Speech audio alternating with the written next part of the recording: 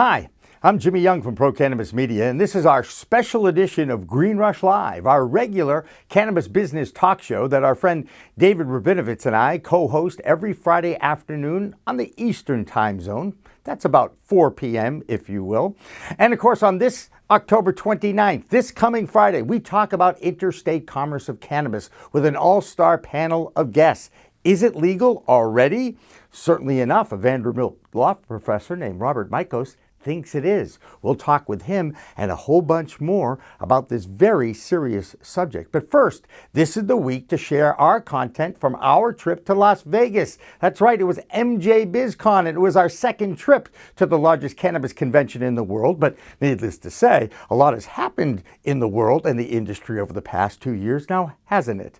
One of the many victims of the pandemic, of course, was cannabis event conventions. Last year's MJ BizCon was virtual, of course, but for most humans, there's no substitute for face-to-face socialization. Deal making is done, old friends are reconnected, new friends are made.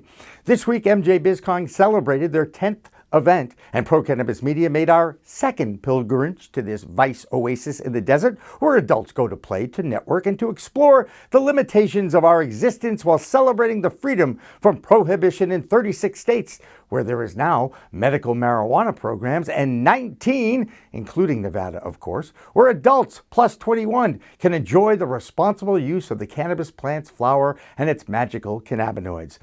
After starting In the Weeds with Jimmy Young, my personal podcast and interview program 3 years ago, over the past 10 months on YouTube, Pro Cannabis Media has picked up 5.1 million impressions, 400,000 views of our work, and 8,470 subscribers and counting in just 10 months. Now, considering this is our audition phase of our operation, I'm pretty proud of the fact that we've earned a pretty good following for the work we produce on a weekly basis. You might be familiar with the fact that we've covered a few of these cannabis trade shows. The big one, led by Chris Walsh of MJ Biz Daily, and now joined by a second, the former founder of MJ BizCon, George Jage. He started one called MJ Unpacked at Mandalay Bay. Now, what follows are some of my thoughts and observations and interviews about the industry entering the fall of 2021. Of course, you have to qualify just to get into these shows, and here's what earned us our media credentials over the past 2 years. For those of you unfamiliar with what we've built during this pandemic, Pro Cannabis Media is a startup media network out of Boston determined to connect the cannabis industry from coast to coast through content that documents the end of cannabis prohibition in the U.S. And when I left my Emmy Award-winning full-time TV sportscaster work in Boston in 1998, I was searching for something that could make a difference in the world, and I certainly found it with the cannabis cause. During the pandemic, I've conducted interviews with over 350 industry professionals, business leaders, legendary advocates, educators, nurses, doctors, researchers, athletes, and movie stars. Yes, we love you, Tommy Chong. And introducing him to Vladimir Batista, the New York Happy Monkey legacy legend, was one of our greatest moments on Green Rush Live. Hey, there's another guy in the Zoom room with us. His name's Vladimir Batista. He's got a company called Happy Monkey out of New York City.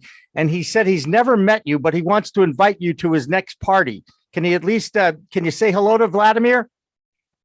Vladimir, ¿cómo está? How are you doing, Vladimir? It's an honor and a pleasure to meet you, Tommy. Like I said, I know. Response. Is he the strong, silent type? No, he's talking. Go ahead. We have a lot of mutual friends, Tommy, and like I was telling them, we're over here in New York, got a big movement and, do a lot of events and a lot of things. But like you are one of the people that inspired us, you have been an advocate and been a revolutionary in this industry before it was cool to do so for so many years. And I just want to thank you for everything you've done for the industry, for the culture, the community. Honor and a pleasure to meet you. And if you want to come to any of my events, I know you got the red carpet everywhere you go, Tommy, but I'll have the green carpet waiting for you. I'd rather have the green substance or the green product. Yeah, that's what you can. Yeah, that makes my visit really nice.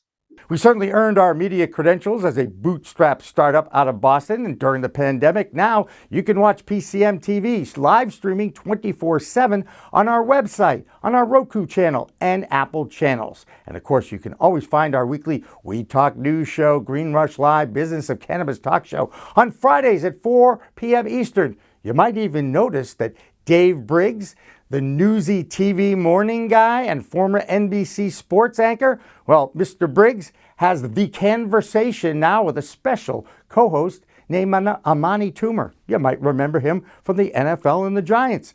The Green Nurse Live Show streams live weekday mornings at 8 p.m. with Sherry Tutkus, plus a joint venture co, CannaCook.com, Rick Thompson's Jazz Cabbage Cafe out of Michigan, and Tiramisu's Blazin' Bakery out of New Jersey.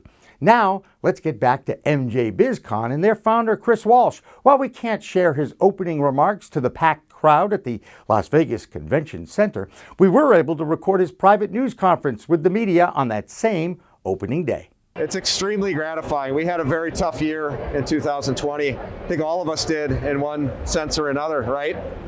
For a business like ours too, it was very rough. And I had taken over as CEO in January of last year.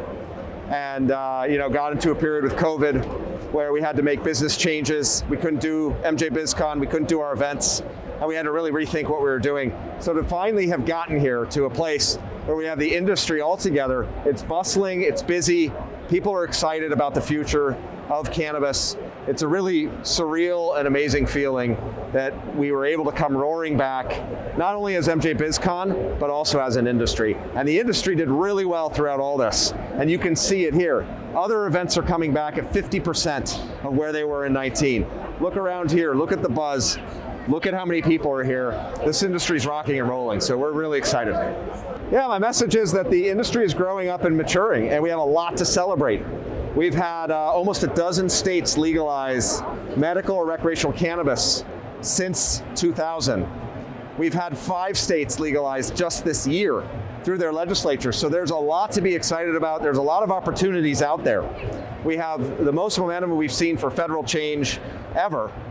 I don't know if that will happen, but next year or this year, but we have a lot going on. We have Amazon coming out and saying it supports legalization, and it's saying that publicly, and it's getting behind lobbying efforts, right?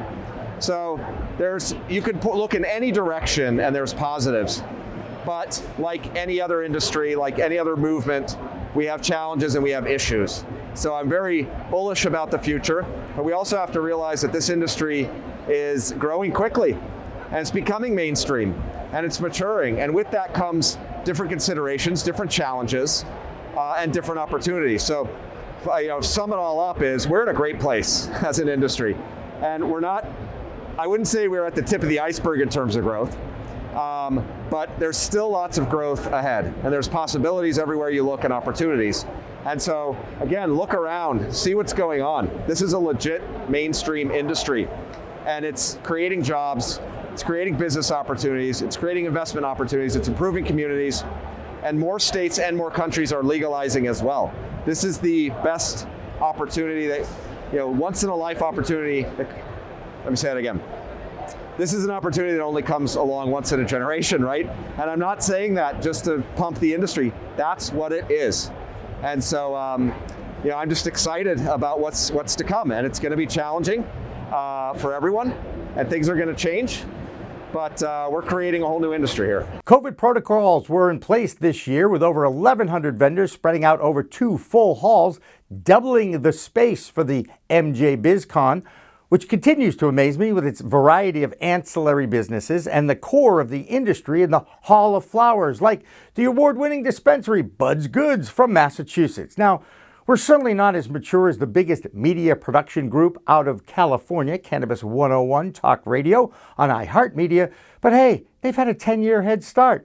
MJ BizCon Live featured live panels of celebrities, business leaders, and entrepreneurs. There were breakout sessions with other business leaders, including supporting law firm Greenspoon Marder, celebrating their 40th year of business, now with a vibrant cannabis practice based out of Colorado, but with offices coast to coast. That's where a joint venture co show host and CEO, Ann Brum, talked with Gerry Greenspoon and Irina Dashevsky before one of their breakout sessions.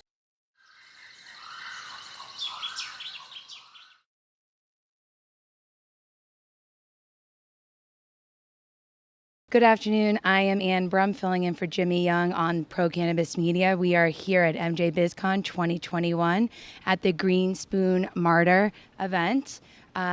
Today we have our guests. I'd love for them to introduce themselves and talk a little bit about their work here in the cannabis space as a law firm.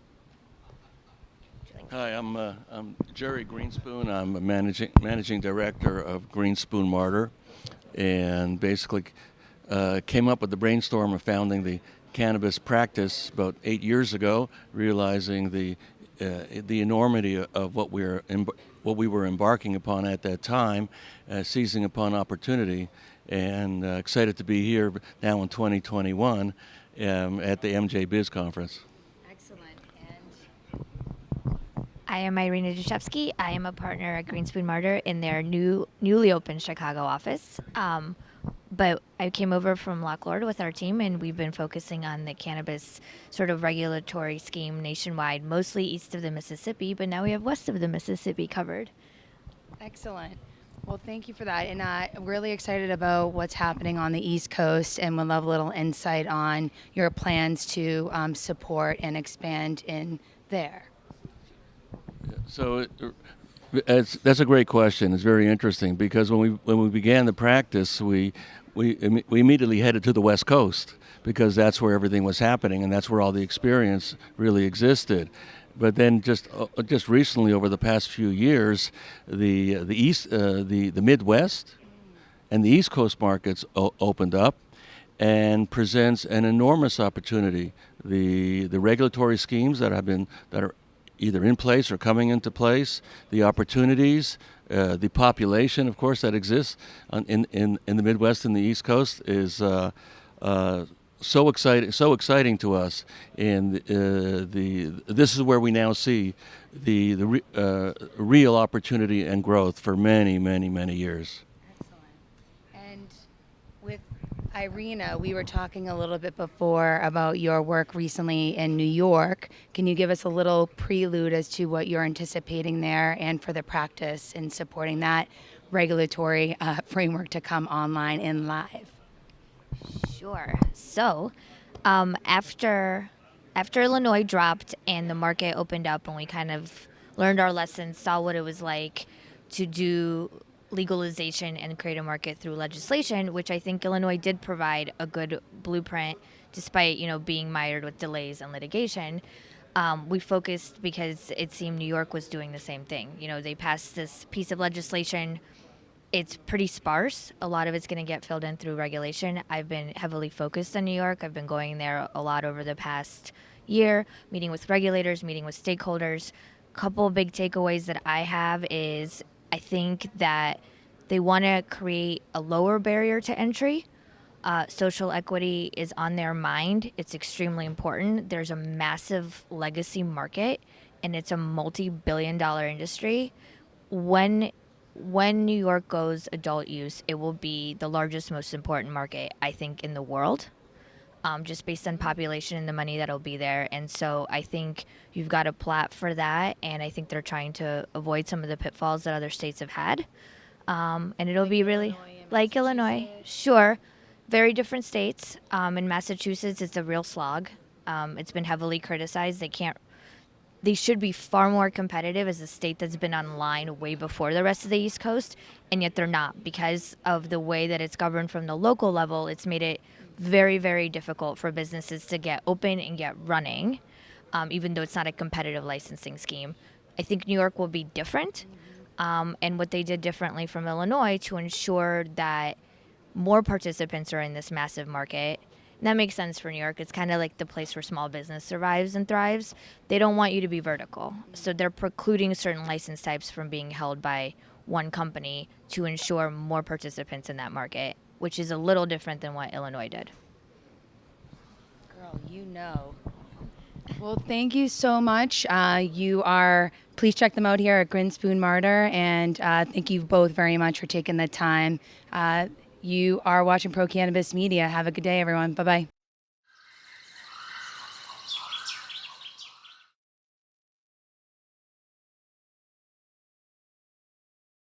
We don't really know what that looks like yet. I I'm not sure that we have a clear picture of that. I've been asking, people, what does that mean? What do you think that means? And I don't get one answer to that. One thing I hear a lot is, look, we want to be heard. We want to be part of the process. We want to be heard. And I'm not sure that's happening in these regulatory rollouts. And I wonder about that. And I also think that it's great. You can have a license, but it's a super tough industry. It requires capital. It requires, all these different things. And there's all these big barriers around tax problems and all this kind of stuff that they're set out there to make you fail. And so great, we're going to give you this license that's going to allow you to take a big chance and spend a bunch of money, and it, is in many ways set up to fail when we look at the federal side of that. And so I don't think the landscape is really there yet, Gerry. I think we got to figure it out. There's work to do, and sadly, it seems like it's going to slow up the bigger process, right? Which it's again, is that where we want to go with this? I wonder about that. Well, I think if you ask certain legacy operators, some of them would say yes, but you want a slower process, right? Yeah. I mean, there are plenty of people in this country that make a living doing what would be considered quote unquote illegal, but they make a living that way. They're not harming anyone. I mean, I think everyone in this room agrees that cannabis is no longer that, like, it has doesn't have that stigma that, oh my God, and reefer madness stuff. That's gone. It's out the door. So they're selling. It's a drug, but it's a drug that we all consider safe and legal, and we're simply telling them it's illegal because you don't have a license. And they're saying, well, then make sure I'm part of that licensing process. However you have to do it, figure it out. And so, to your point, how do you define social equity? And each state defines it differently, but that is a very important piece of this, is how do you define it? Because there's plenty of people in Illinois that found a way to meet the definition of social equity. They're not the people you think are social equity applicants. So that's a very important piece. I think you hit it right on. I think, how do we define it, and who needs to be in the room when we have that conversation for when we come up with that definition? By the way, Nick, anything on the horizon? Any changes with respect to the Colorado regulatory scheme? So Colorado we didn't have social equity, and we recently created a social equity program, and there was a license that Colorado didn't have yet, and that was the delivery license, and so they carved out that license specifically for social equity to candidates, made it available along with cultivation, delivery, and other licenses. And then Denver, for example, has really pulled back on issuing other licenses, right? And so really right now, the new licenses in Colorado are the social equity applicants in many ways. And that fit, right? When we were talking about social equity, the conversation was, wait a minute, I've been working really hard to build this business, and now I got to give some of that to somebody else? I don't understand that. And we found a way, right, where that didn't have to happen, and we'll see if it works. It's brand new. It's just Gerry, we've had licenses for maybe 3-4 months now, so we're just at the start of it. The problem is that delivery's tough. That's a really tough one, and there's a lot of big tax issues and problems around that delivery model. Once again, here's this license. Have a good day, right? So. Hopefully there's more to it. Coming up on Green Rush Live, the business of cannabis this week is interstate commerce of cannabis already legal under the Constitution and laws? One law professor from Vanderbilt University says yes. It's Professor Robert Mikos, and his thoughts were published by the BU Law Press. Now he'll be joined with legal leaders, compliance officers, CEOs, and other economists to debate this on Green Rush Live, the business of cannabis talk show on PCM TV and Pro Cannabis Media. Pro Cannabis Media programming is available live and on demand on our Facebook page at Pro Canna Media, on Instagram at Pro Cannabis Media, on LinkedIn also at Pro Cannabis Media, on YouTube and YouTube Live on Pro Cannabis Media, Twitter at Pro Canna Media, and on twitch.tv/Pro Cannabis Media. So like, share, and subscribe to all of our content, newsletters, and shows live or on demand. We are Pro Cannabis Media.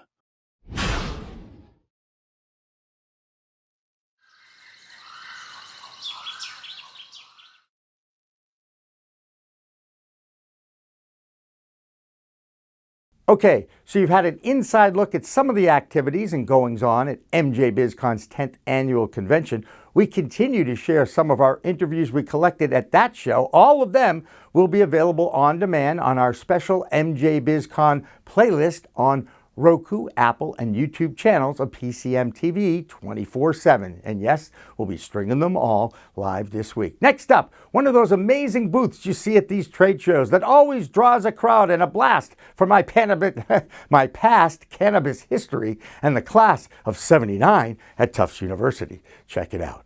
One of the most amazing things about these cannabis trade shows is you never know who or what you're going to run into when you go to these trade shows. Like, what in the world does this giant ape figure that's carrying a Thor hammer have to do with cannabis? Oh, I get it. This is a prop, right? This is a prop. Most ridiculous thing I've ever seen. But I mean, it's fun. Everybody comes around, they pick it up, they want to get pictures. So I'm doing the same thing. Now I want to bring in Jeremy Hoxie here from Britain Woodworks. Jeremy, first of all, what's this stuff made out of? This is made out of foam, so it's all routed and milled out of foam and then coated with a hard coating called frog skin that we use to protect it. Okay, and exactly, besides these giant joints, what does your stuff have to do with cannabis? Gotcha. So foam in general, our company as a whole, we have foam, woodworking, metalworking, and we build stuff. So when it comes to cannabis in dispensaries, we design it, we build it, bring it to life from rendering to completion, entire store build-outs, entire marketing activations, we do it all. Now you're from Michigan. This company's from Michigan, right? Correct. Yeah, we know a few people in Michigan. I'm going to do a shout out to Rick Thompson, one of our favorite people in Michigan. You don't know Rick, do you? I do not, but I would love to. You're going to know him at some point. He's going to reach out to you, I promise, all right? Now, this is a great prop. How many people have come here and grabbed this and taken a photo? I mean, this attracts people to your booth, right? A lot, yep. Yeah, the whole concept is bring people in, something a little different, a little less boring than a traditional trade booth. Get them in, let them have fun, let them take pictures, and we're starting to run out, so hopefully they last through the rest of the show. Well, it's not like people are smoking them. It's not real, right? It's not real. Okay, that's unfortunately right. Well, later on tonight, we'll take care of that. All right, so that's that. And does this gorilla have a name? We call him the Hulk. It's a little boring, but it's effective. Okay, I got a name for you. I would love name suggestions. So back in the day when I actually was a college guy, Tufts University class of '79, our fraternity, Theta Chi, we had a mascot, and it was an ape. Okay, because we were all into the old Planet of the Apes movies, where apes were superior to humans, especially if they did right by other apes, right? Yeah, absolutely. This is going to be Massive B Ape. Massive B Ape? Massive B Ape. Okay. Can you handle that? I can handle that. It's original as opposed to the Hulk. You know what I'm saying? It's true. And I'm bequeathing you. Hulk or Harambe. It's between the Hulk and Harambe. All right. But that is Massive B Ape, and it's now yours to use in whatever way you'd like. Perfect. All right. Appreciate it. Pleasure doing business with you. Absolutely. Nice.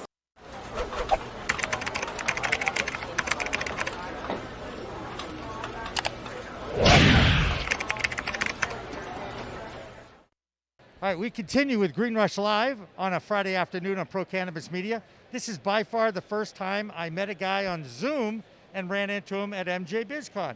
John Hartsell, the CEO of Dispod. Hey, good to see you. What do you think of the show so far? Well, I think it's a really important opportunity for people across the nation and really the world to get together and participate in an event that allows them to network and talk about their problems and create solutions and understand the new technology that's in our industry. We really appreciate all the opportunities that MJ BizCon and conferences like this bring to us. Right now around us, we're having 10 different conversations with folks from all kinds of different places, and it's fantastic, really it is. You guys feel safe in a pandemic doing this kind of a show? That's one of the things that everybody seems to be so concerned about. But you're comfortable with the social distancing and what the show has done? Yeah, personally, I chose to become vaccinated and get a booster, and I take COVID tests regularly. I think people ought to take it as seriously as it is, and it's a very serious thing. But the show's done a good job of creating a safe place and also giving people an opportunity to be around each other. Tell us about your company, what you do. I mean, you were on the show last week, so I kind of know, but just let's reinforce that, because the listening skills of Americans are not exactly great. Yeah, I love talking about Dispo. We're a logistics company, really, more than anything. We move packaging all across the United States and support customers that are putting products on shelves of dispensaries in all the legal marketplaces. So we're producing brands, we produce packages, and we support our customers by getting those packages into their stores. How important is it, give us a little plug about Pro Cannabis Media, giving an opportunity for the industry to have a place to go and talk and communicate about the challenges of being in the cannabis industry? Yeah, I mean, it's a real honor to be on your show, and I think that this industry absolutely needs a voice, and the people who are producing content and putting our conversations into the world from the cannabis industry are telling the stories the best and giving it the honor that it's due, and it's supporting our kind of business, getting into mainstream media through the professionalism that people like you are showing. That's great. I can't get a better plug than that, folks. Green Rush Live continues after this. Don't go away. Coming up on Green Rush Live, the business of cannabis this week is interstate commerce of cannabis already legal under the Constitution and laws? One law professor from Vanderbilt University says yes. It's Professor Robert Mikos, and his thoughts were published by the BU Law Press. Now he'll be joined with legal leaders, compliance officers, CEOs, and other economists to debate this on Green Rush Live, the business of cannabis talk show on PCM TV and Pro Cannabis Media. Pro Cannabis Media programming is available live and on demand on our Facebook page at Pro Canna Media, on Instagram at Pro Cannabis Media, on LinkedIn also at Pro Cannabis Media, on YouTube and YouTube Live on Pro Cannabis Media, Twitter at Pro Canna Media, and on twitch.tv/Pro Cannabis Media. So like, share, and subscribe to all of our content, newsletters, and shows live or on demand.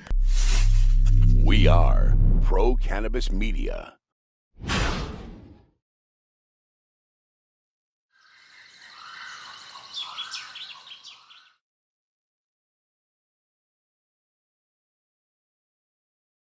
Well, here we are on the floor of MJ BizCon, the 10th annual. I'm Jimmy Young from Pro Cannabis Media. So happy to be joined by Nick Richards. He's the head of the cannabis division of Greenspoon Marder, which is one of the largest cannabis practices in the United States of America. Nick, thank you so much for joining us. Great to see you, and I understand this is not your first rodeo of MJ BizCon, is it? It's not my first one. Yeah, I was at the very first one. I think it was there in Denver, and there was a bunch of people that I knew from the fledgling industry at that time. I think it was about 80, 90 people strong at that event. And look where we are now, Jimmy. I mean, it's huge, right? I mean, it's if the people on could see it, it goes a mile that way and a mile that way, right? It's a real reflection of the growth of the cannabis industry generally.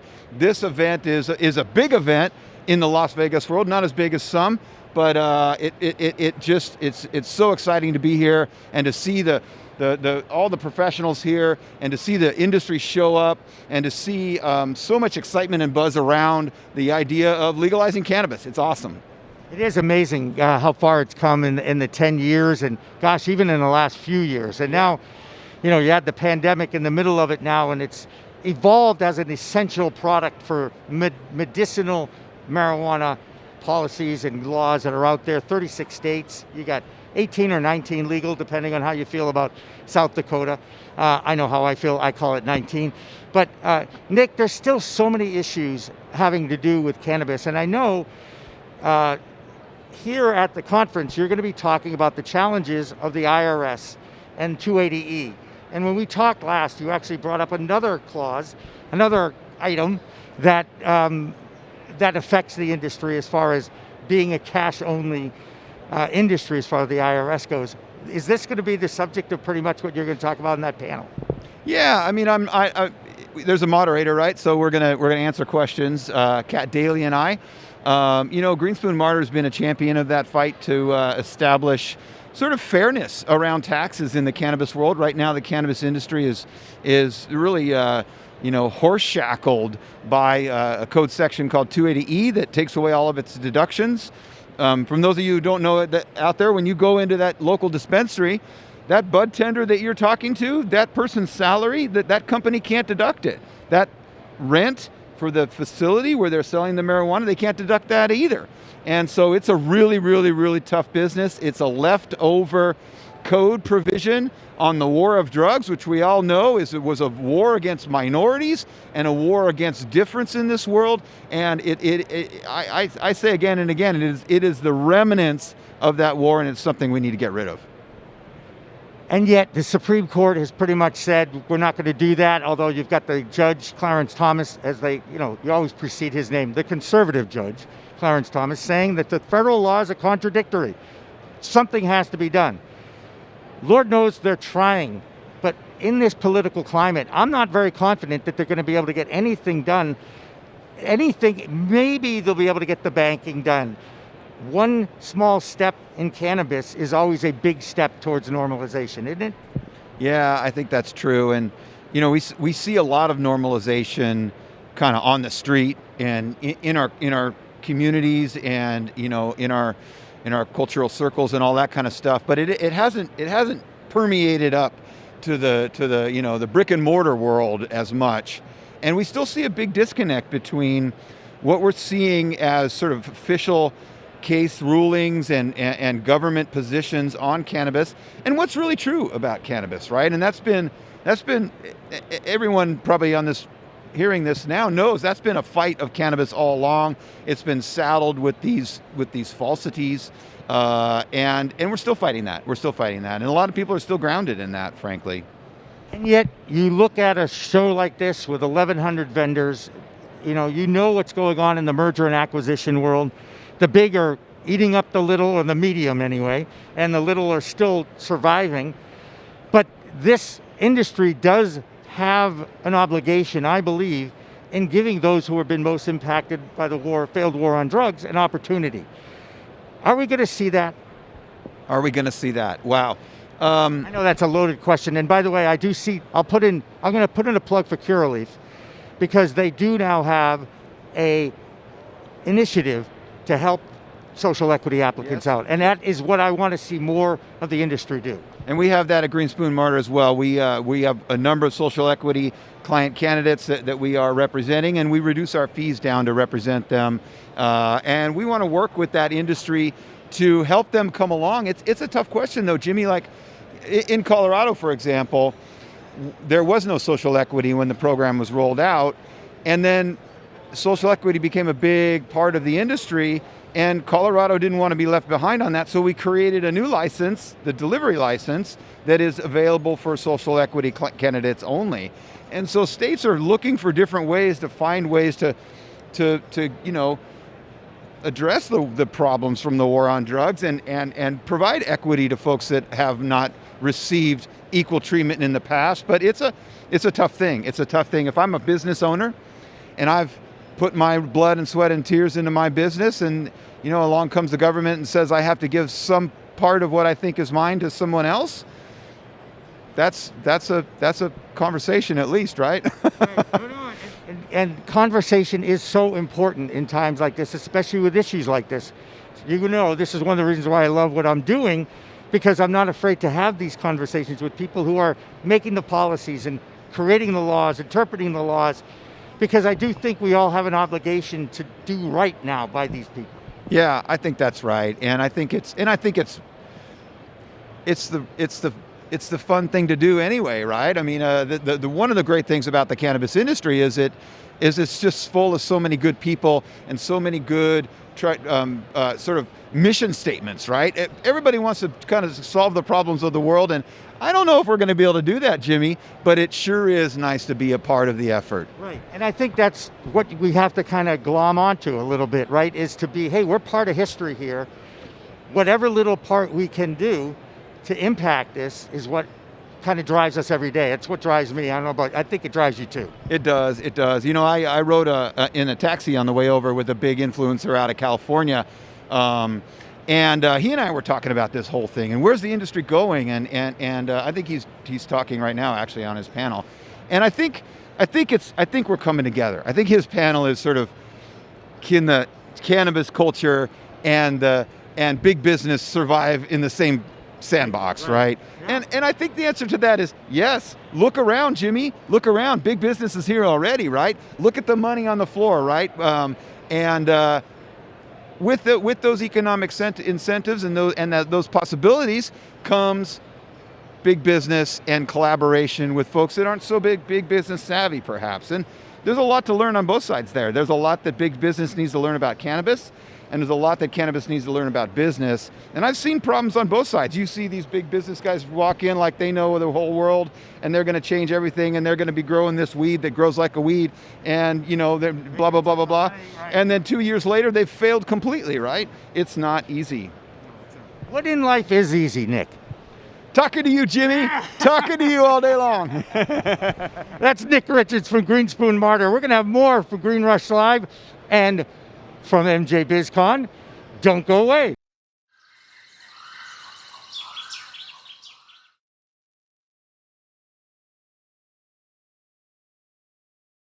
Green Rush Live continues here at MJ BizCon, and we've stepped outside so we can take off our masks to actually talk to each other since we're both vaccinated individuals from the Northeast.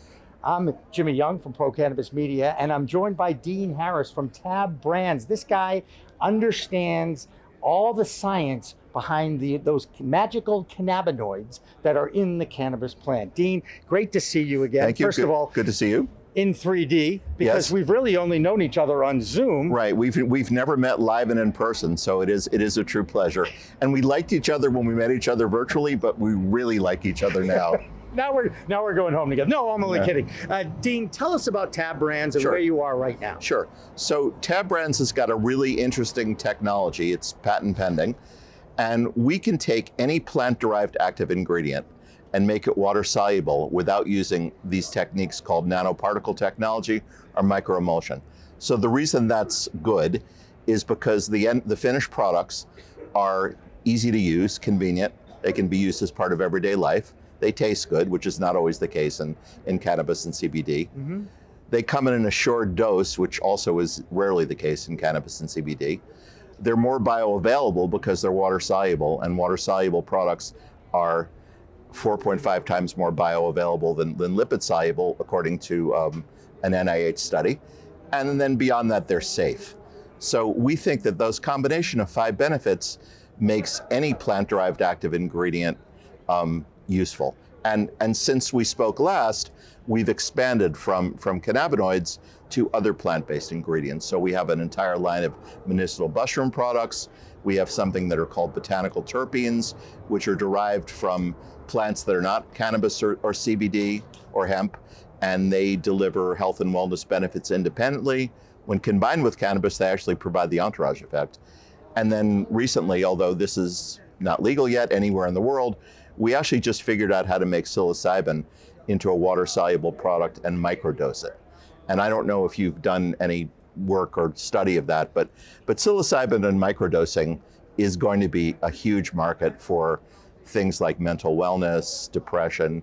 When something makes the front cover of Newsweek, you sort of figure that's made it into the mainstream. Well, we hope so. And then, I have a mixed feeling about psilocybin products when I'm in the cannabis industry, because I really do believe that we want to get one plant medicine, but normal and accepted. No, I understand that, but my perspective, I think, is a little different. I think plant medicine has been used in cultures all over the world for tens of thousands of years. Right. So the extension of the cannabis plant, or the hemp plant, which are certainly useful, to our technology for other equally useful plants, both individually and in combination, is really interesting. And it's really not a matter of trend. It's a matter of using plants derived from nature, often as an alternative to prescribed medication, which invariably is synthetic. Right. So that notion of plant-based, all-natural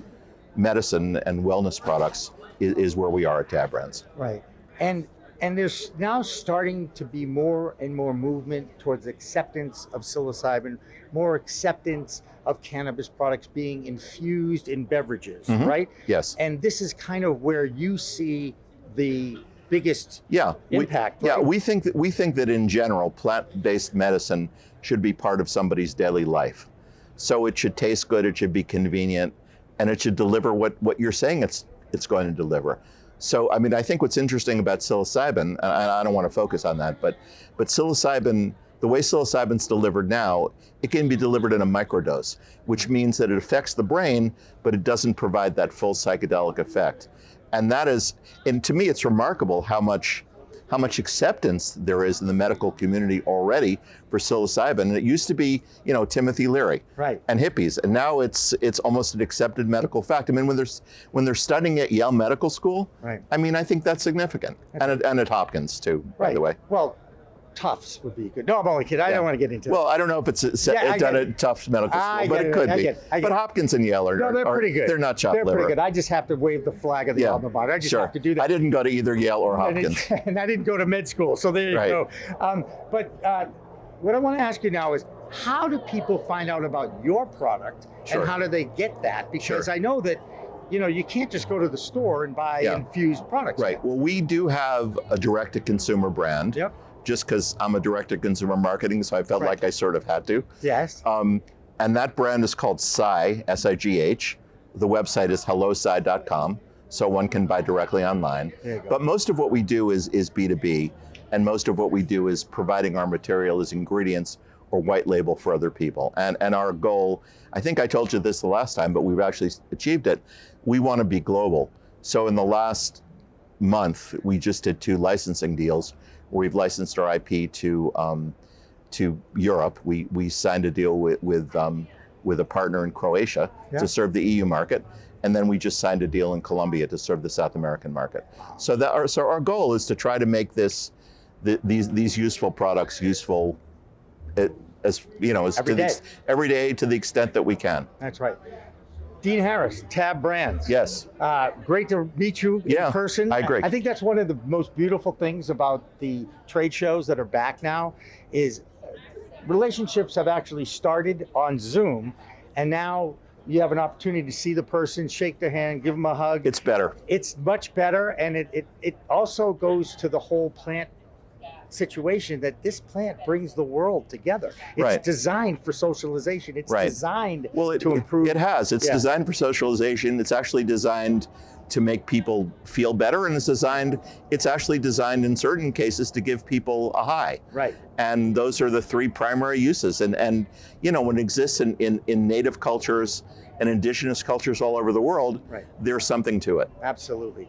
There's something to Tab Brands and Dean Harris too. He's been a friend of Pro Cannabis Media for a couple of years now, and it's an awesome honor to actually shake your hand. Thank you, sir. And see you again. Great. Green Rush Live continues after this break.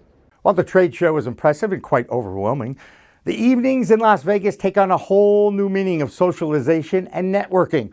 One of the after-hours get-togethers was at a location in the Arts District of Las Vegas, sponsored by the NACB and their president, Ashley Manning. It was there where we ran into many members of the PCM family of friends, including Dr. Mary Clifton, Peter Vogel of LeafWire, Ashley Elsner of Artery Pay, Nikki Lawley from New York, and a regular fill-in co-host, Kurt Dalton from Cannabis.net. But it was at this party that we discovered Brandon Fokken and his rare Colombian monkey, Ambassador Ty. Okay, I've done a lot of strange things in my career. I admit it. 40 years on television, Emmy Award-winning talk show host. You know me, I'm Jimmy Young. I'm the founder of Pro Cannabis Media. I have never been in the presence of an ambassador before. Now, Brandon, that's you, right? Brandon? Yes, but just for hang on, Brandon Fokken is your name. It is. I am not the ambassador, for clarity's sake. We are going to introduce you to the ambassador. I am Brandon Fokken. I'm just a messenger. The message is Ambassador Ty, and there's a very long story to this message, but we'll tell that story in a moment. Right now, we want to introduce everybody right to Ambassador Ty. This is so exciting. Okay. And I can't believe that Ambassador Ty is actually in this bag. Ambassador Ty is in this bag. We are about to open up the door, and we're going to let Ambassador Ty come out and meet everybody here. We're going to call it a meet and greet. And if I may just tell you real quick, Ambassador Ty is one of the smallest, cutest, and most intelligent, but also rarest primates In the world, they are critically endangered. They're found only in a small piece of forest in Colombia, in northwest Colombia. And this little guy, through the cannabis industry, helps us raise money to preserve their habitat in Colombia to ensure that there's always a place in the wild for cotton top tamarins. That is what is he an ambassador for. Wow. I'll drink to that because usually I don't drink or actually under the influence on anything that I do. So please bear with us. What's that? I said, not true. You just met me. I can read people very well. Actually, when you were describing the monkey, I thought you were actually describing me until you got to the endangered species part. Well, y'all's hair is actually very, very similar. With that said, I think we are now going to open the door and we're going to let the cat out of the bag, metaphorically speaking, only in this case, it is a monkey. We're going to let the monkey out of the bag. Oh, this is so cool. Only in Las Vegas does this happen, by the way, at MJ BizCon. And we're so happy to have this little friend, this little ambassador with us, who I believe has a lot of frequent driver miles, I understand, Brandon. Am I right? How far did you drive from where you were to get here to Las Vegas? Well, I didn't count the miles, but now he may jump on you. 20 hours. 20 hours. So my buddy, this is basically my best friend, we drove 20 hours to come here and share this message with the cannabis industry here in Las Vegas. Now, if you look at this guy, you told me you speak monkey, you lied, you don't speak monkey. He's giving you the mean look. So Massive B Ape was my fraternity mascot back in the 70s, I just want to say. I met Massive B Ape on the floor of the MJ BizCon today. Did anybody see that, bro? This guy here? Adorable. Isn't he a handsome young man? And you know what? He looks regal in many ways. He's got that face of like a primate king. Well, if you look into his eyes, there is an intelligent being in there. There's a lot going on in there. He's making faces. He's giving you the mean look. What he's doing, he's showing you he's the alpha male. Yes, well, he's the toughest. I have no problem dude with that. I'm comfortable with that. Actually, being the beta male. Are you familiar with that concept? Somewhat. She who must be obeyed somewhere? Okay, yeah. Okay. David Faraday lives. Okay. That's so cute. So tell me more about this Colombian monkey. And I'll talk softly. Okay. He's native to Colombia, but this particular guy was born in the U.S. He's the descendant of what they refer to as lab monkeys, which in the 60s and 70s, this is kind of a sad part of the story. By the way, I remember the 60s and 70s. If you remember the 60s, you weren't there. That's what they say. Thank you. Yes, I was. I was born in 57, so that I'm just young. I was very young. If you remember it, you weren't there. But what I was saying was, this particular guy, in the 60s and 70s, our medical industry went down to Colombia, and we took 60,000 of these guys to the United States to do research on colon cancer. Their digestive system and their diet is very similar to ours. So what they would do is, and I know this sounds terrible, they would infect them with colon cancer, and then they would try different cocktails of drugs to see what worked. So everything we know about colon cancer today, we owe a debt of gratitude to this species. But he is a descendant of those lab monkeys because eventually they outlawed that practice as being cruel and uncruel, which it was. They sold off those primates to breeders. Most of them ended up sadly dying because people didn't know how to take care of them. He is a survivor of those lab monkeys, and he was rescued from the pet trade, and he was donated to my company to serve as an ambassador to help spread the word about their plight, and to also, yes, we have a question from the audience. Sorry, what company are you with? I have a company called Cannaboom. Yeah, Cannaboom. Cannabis is booming. I work with a company called IQ LED. We sell LED lights, and for every LED light we sell, we make a donation to preserve their habitat down in Colombia. And I also import Colombian coffee. If any of you want some wonderful Colombian coffee, I can sell you Colombian coffee with a picture of him on the bag. And for every bag you buy, every 1 pound bag, we will make a donation to Proyecto TT down in Colombia to help preserve their habitat. I mean, do you get a better story than that? I mean, that's fantastic. Social, by the way, another example of social responsible capitalism in the cannabis industry. Well, I think we need more of it. I do too. And if you look at it this way, we can use cannabis as a vehicle to help save the cotton top tamarin's habitat. But here's something that we need to keep in mind. As we preserve that habitat for this little guy, we're also saving it for every other living creature that is in there. All the birds, all the insects, all the other mammals that are in there. We're preserving that same forest for those other animals as well. And if we can indoctrinate, for lack of a better term, that desire in young children to want to preserve that forest, they will take that same message to preserve other areas throughout the world, and it just grows and spreads. That's the ultimate goal of what we're trying to accomplish, and cannabis can help us get there. Do you know the saying? I know Peter Vogel was here for a second from LeafWire. I close my broadcast with a saying, like a closing line. Walter Cronkite, that's the way it is. For this, right? Remember, that's the way. Jimmy Myers, my mentor, that's the way it is in sports. That's what it is in sports. That's what he used to say. My closing line is, it's a whole new world of weed out there. Use it responsibly. You buy into that too, don't you? Of course I do, because first and foremost, we have the responsibility to be responsible. Right, exactly. You think the ambassador will jump on me at some point? Here, what do you think? What do I have to do? I mean, he didn't like me at the beginning. Okay, let me tell you, everything is on his terms. I'm not messing with it. However, if I lean towards you a little bit, chances of him jumping on your shoulder, okay, so I like you, but not like that. I So, understand. are It's we okay. ready? We can lean. Come on. Is it it's not a female. Oh, there he goes.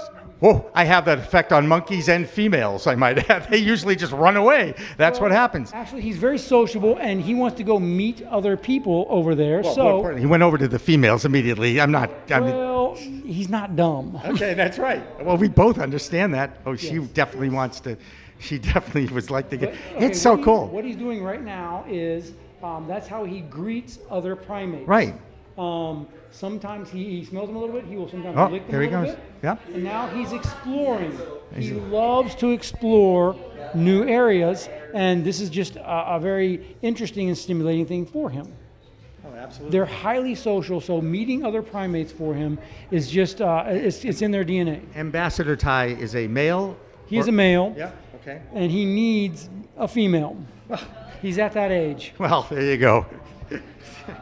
And never mind. I'm not going to go there. I had a line there. I'm leaving. Oh, he made a little pee-pee. I just want to say. The size of an eyedropper. That's right. I know. But we want to make sure that we clean that up, because that's what we told this establishment that we do. We also want to thank the NACB for holding this particular event at MJ BizCon. Ashley Manning is I think she's one of the principals. I want to make sure I get her title right. But this is so cool to be in the presence of royalty. I would also say greatness. You know, he's not just a cute little monkey.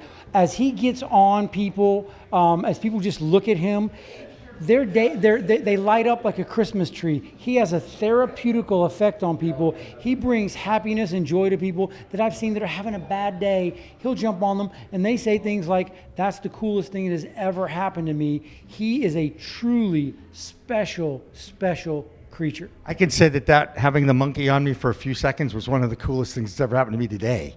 Yes. I can tell you that anyway. All right. Hey, Brandon, one more time. Brandon Fokken. Yes. Hang on a second, where do people find out more about what you're doing so that they can either donate or support your cause for this whole initiative? Well, you can donate directly to Proyecto TT. They're down in Colombia. They are arguably one of the greatest conservation efforts in all of Latin America, possibly the world. It's www.proyectott.com.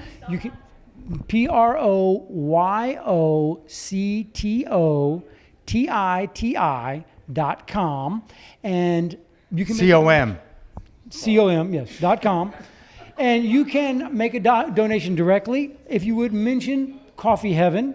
my coffee company. Mention whoever you want. Mention Ambassador Ty. But please, make a donation. Help these people do this wonderful work, which is preserve the habitat of the cotton top tamarin, as well as the habitat for every other living creature in there. Let's help these young people understand that we have to take care of this planet. And if this little guy helps us get that message out to the world, mission accomplished. Well, mission accomplished with you. First of all, meeting you has been an honor, a privilege to meet the ambassador. This is why I love the cannabis industry. You meet some of the coolest people with the most passionate about what we do, why we believe what we do.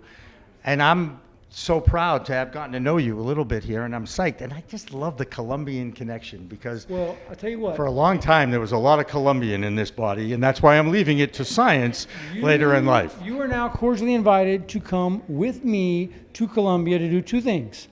Go to the coffee region, where you'll have some of the best coffee you've ever had in your life, and then we can go to their habitat and you can see these guys in their native habitat. And then after that, we're going to throw in a bonus. I will take you to one of the coolest cannabis grows you will ever see in your life at the very farm that started the canna boom in La Sierra Nevada de Santa Marta, that was the first farm to start exporting the I know you're going to remember this, Colombian Gold, that strain, to the United States. Shh, leave it at that, leave it at that, leave it at that. To the United States. I will take you to the farm that started the worldwide canna boom, which is also where my company's name comes from. And you're about to be enlightened about a boomstick, but I'll explain that after this. We're going to take a break. We'll come back with more of Green Rush Live from Las Vegas, Nevada after this. You coming back to say hello to me, Ambassador? No.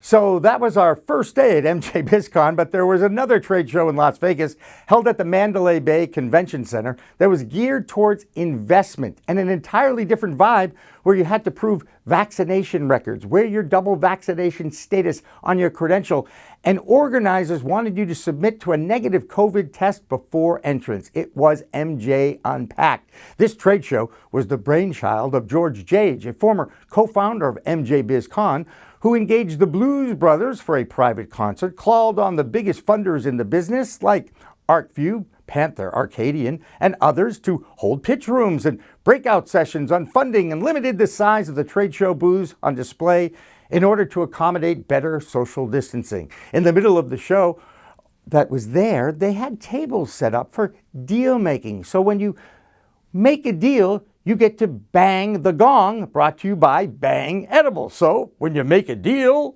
that's also where I got to sit down with Arizona cannabis legend, advocate, former prosecutor Demetri Downing, the leader of the Marijuana Industry Trade Association, known as MITA, in Arizona.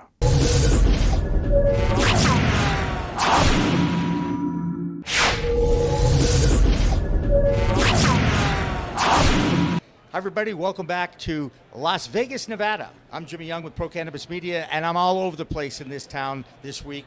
We're here for MJ Unpacked this afternoon, and of course this is all part of our Green Rush Live program that we do every week on Pro Cannabis Media. And I'm so happy to actually have a guy that was on a Zoom interview with us months ago on our show. His name's Demetri Downing. He's from Arizona. He's a bit of a legend in the cannabis space in Arizona. Demetri, are you comfortable with legendary status? Just Arizona? No. That's all I know you from for Arizona. But no. You're good.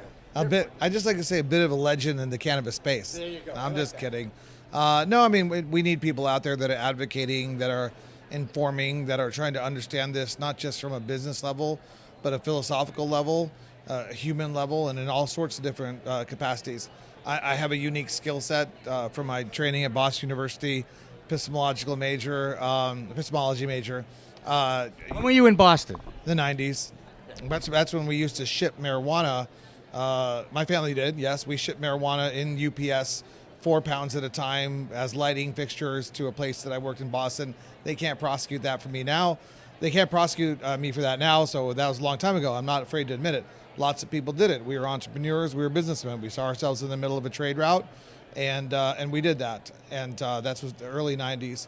Went to UA Law School after that, prosecuted from 1998 to 2010, economic development for 2 years, and then jumped into the cannabis industry with my family in 2012. So I had the opportunity to use all those skills, all that knowledge, all that I acquired for all those years to understand and evolve within the cannabis, and understand the cannabis industry, and personally evolve in the cannabis industry. So I'm grateful to the cannabis industry beyond belief. And I believe it too. I just want to check. Yep, the little light's on. That means we're rolling. It's good. My bad for not checking, but when you're a one-man band, you do what you can do. Arizona. I use that state as an example of a state that I thought got it right by automatically offering adult use recreational licenses to the already existing medical community. Since that has happened, there's been some pushback on that. How do you view on how your state, Arizona, handled the introduction of adult use recreational sales in that market in this state? Well, I understand this stuff all too well.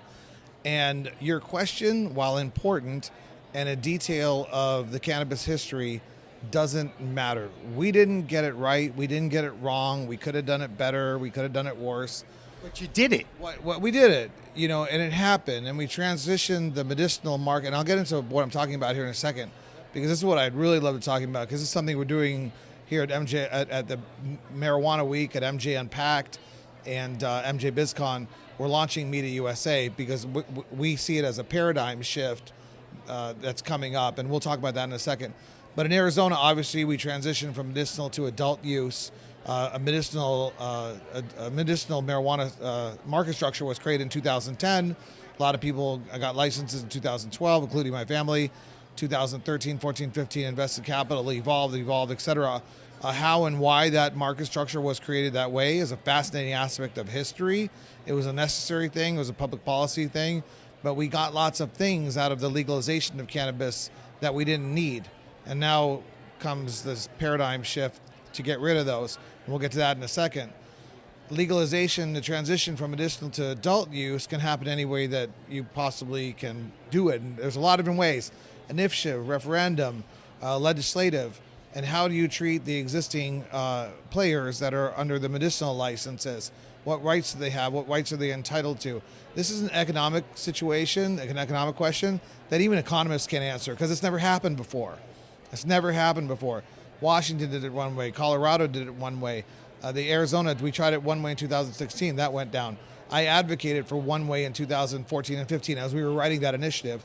And that ended up going down. And it turns out I was wrong. Now I'm the exact opposite side now that I've learned and come to understand what's truly is important. And we'll get to that in a second. So in Arizona, we passed the Smart and Safe Act in November 2020, which was basically a flip to switch model, which is something I had actually designed back in 2014 when we were just trying to flip the switch from medicinal to adult use. Why? So those who have could continue to have more. And it wasn't about excluding anyone. It was just about protecting our own interests. And that's okay. No one should ever hate or be mad at those who want to protect what they have. They just need to share and teach the better paths forward that we could all work towards. And this is something, again, that I realized after study, and I'll go through the whole journey if you want me to. But so we did a flip the switch model. I didn't write that initiative. I didn't even review that initiative. 168 people looked at that initiative. I never went one day to look at that initiative. And as it was being written, 2019 dropped, I think, in March of past 2020, dropped in like March 2020. I got the dates screwed up here. But anyways, there was time to review it. But I never went and reviewed it because I knew that there was that flip the switch model. And that fundamentally is not what the cannabis community needs to be pushing. And it's a big problem that's been created by how we're legalizing and how we're developing these market structures. It was a flip the switch model. It went into place. Those who have medicinal licenses are given adult use licenses, and that's fine. And those retail stores open, and there's manufacturing associated with it, cultivation associated with it. They're all grandfathered in. And for shits and giggles, somebody wrote in, throw 26 social equity licenses because it, should probably help the people that have been most. destroyed by the war on drugs. It failed. Yeah. Yeah. So in January it implemented. It was smooth. I'll give you this. Right. Pragmatically speaking, that's a smooth way to go about it. But is it the right way to go about it? And that's where you really get into the question of market structure, economics, free enterprise, limited licensing, and all these questions that the cannabis industry is wrestling about, which is something that we're taking on next as we're launching MITA USA. All right, now you get to tell us about what you're launching and tell me why. I know why. Now explain to me what it does. So you can understand my passion. And what happened was that I met so many individuals, not just social equity individuals, and I met like 4,000 social equity individuals over the last 2 years because we have a great MITA social equity program, Mentor program. That's all online. That we don't need to talk about that. It's on MITA's website. We've been doing great virtual stuff for the last year and a half, blah, blah, blah. So we've been making lemonade out of those 26 social equity licenses by trying to reach as many people to make them aware of the possibility that they can enter this lottery, and there's probably 5,000 of them, and then the rest will be disappointed. Anyway, so we met so many social equity eligible individuals and just individuals like yourself who want to get into the cannabis industry, who want to explore their hopes and dreams and possibilities, not just as a worker, but as a potential entrepreneur. And what is limiting and restricting them from being there? The limited licensing concept of manufacturing, cultivation, retail, delivery, whatever. We so readily accept the limited licensing concept in the cannabis space right now that we don't talk about it, we don't debate it, but it originated in rewarding and appeasing the fears of our enemy, the prohibitionists. So right now what's happening in the cannabis space, and I've been waiting, and now I can finally do it because I found allies that have money. Okay, that's what MITA USA is about, is people have been investing capital in the existing intrastate limited licensing market structures out of necessity, because you can build a grow and make money back in 1 or 2 years, but they don't know really how to deploy long term because they don't know how the transition is going to happen in federal legalization, and they don't know if more licenses are being issued. So what's happening is that you have them, and it's actually not even the businessman's fault generally. The businessman will go to the lawyer and lobbyist and say, I don't know how to plan long term because there's all these regulatory changes coming and they potentially could change. What should I do? What's going to happen? Well, I'm a lobbyist. If you pay me money, I can protect you because I have friends in my pocket at the state legislatures and the federal government, and I can manipulate things. This is what I do. Really? There's a business that does that? Yeah, it's called lobbying. Oh, I was just a nice cannabis entrepreneur, but I'll give you money. So what's happening right now, and I see it happening in Arizona, I see it happening in other states, is you have a lot of these nice cannabis businessmen who are deciding how to move forward in the cannabis space. They're trying to think to themselves, what do I do with the adaptive, the changes that are coming? Do I try to manipulate them? Do I try to adjust them? Do I just accept what's coming? They're juggling with it. And I hear this even from the U.S. Cannabis Council attorney who's telling me, very nice lady, Heather Zazzi's policy genius. She can discuss all sides. And as a matter of fact, I was, fundamentally against her and the notions that she was presenting in 2014-15 when I was thinking to myself, self-interested businessman / half lobbyist, half lawyer.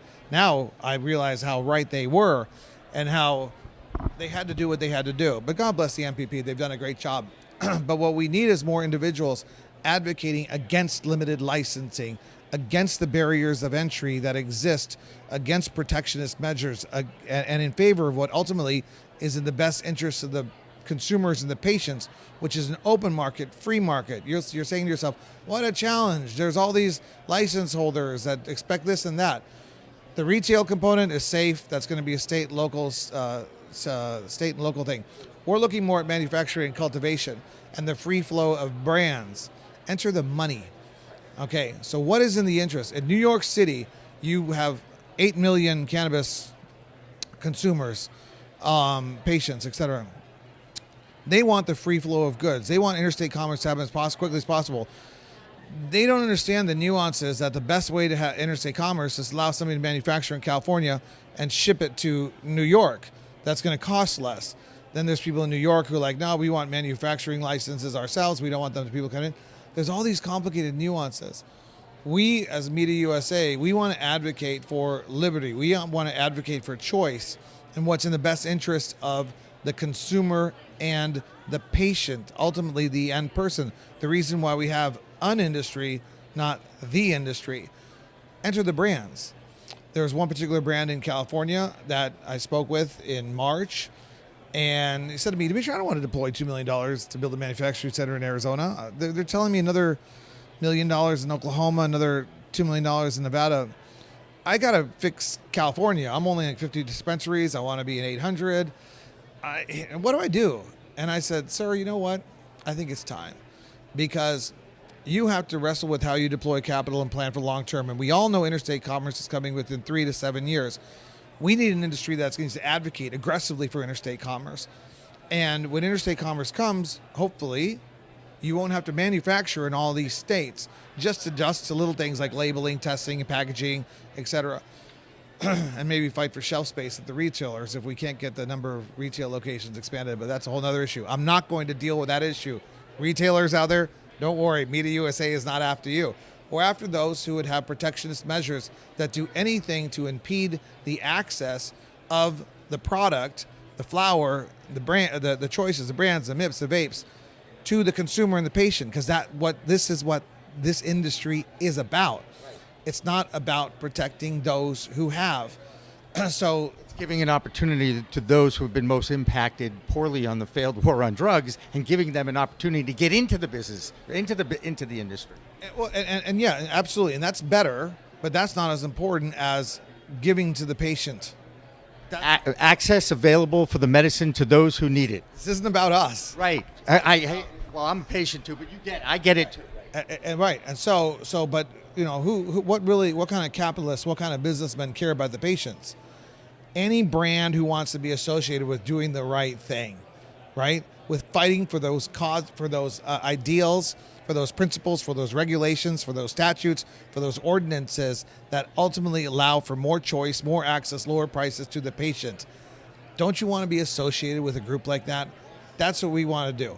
That's what MITA USA is about. That's what we're going to fight for. Basically, freedom. And you might say, somebody out there might say, oh, you know what? He's a dreamer. Well, you know what? Imagine if the cartels had lobbyists. We would still have prohibition, and we would still be stuck in that paradigm. Now we've shifted over to paradigm 2 over the last 10, 12 years, which is the concept that we're kind of wrestling with right now, that we've inherited and kind of accepting. Merit-based applications, limited licensing applications. There can only be a few dispensaries. There can only be a few manufacturers. All that is nonsense. We need to fight for paradigm 3, which is the open markets, which is competition, which is opportunity, because ultimately paradigm 3 is going to be best for the patients and the consumers. I mean, that's just, are we Americans? Are we capitalists? You're so right. And there's so many issues amongst the capitalist system because, Demetri, I think you understand this. There's a lot of people that put money in, and all they can care about is that ROI, that return on investment. Right. There is no humanity to the dollar. And cannabis forces you to have humanity to your dollar because of the impact it can have on so many people. Correct? Yeah, absolutely. And I'll tell you the truth. I was, concerned, interested in the cannabis industry, and I found a very fascinating concept that was occurring this moment in time. Even prohibition, people talk about, that prohibition ended for the alcohol, and, an industry was built. There existed an industry before prohibition for alcohol. People, really? I think they called that bootlegging, didn't they? No. Even before that, moonshine. Before prohibition for existed. Alcohol, it existed. Right. There was a supply chain. There was retail stores. There was saloons. They were there. Okay, so then prohibition occurred, and then people had something to look back to.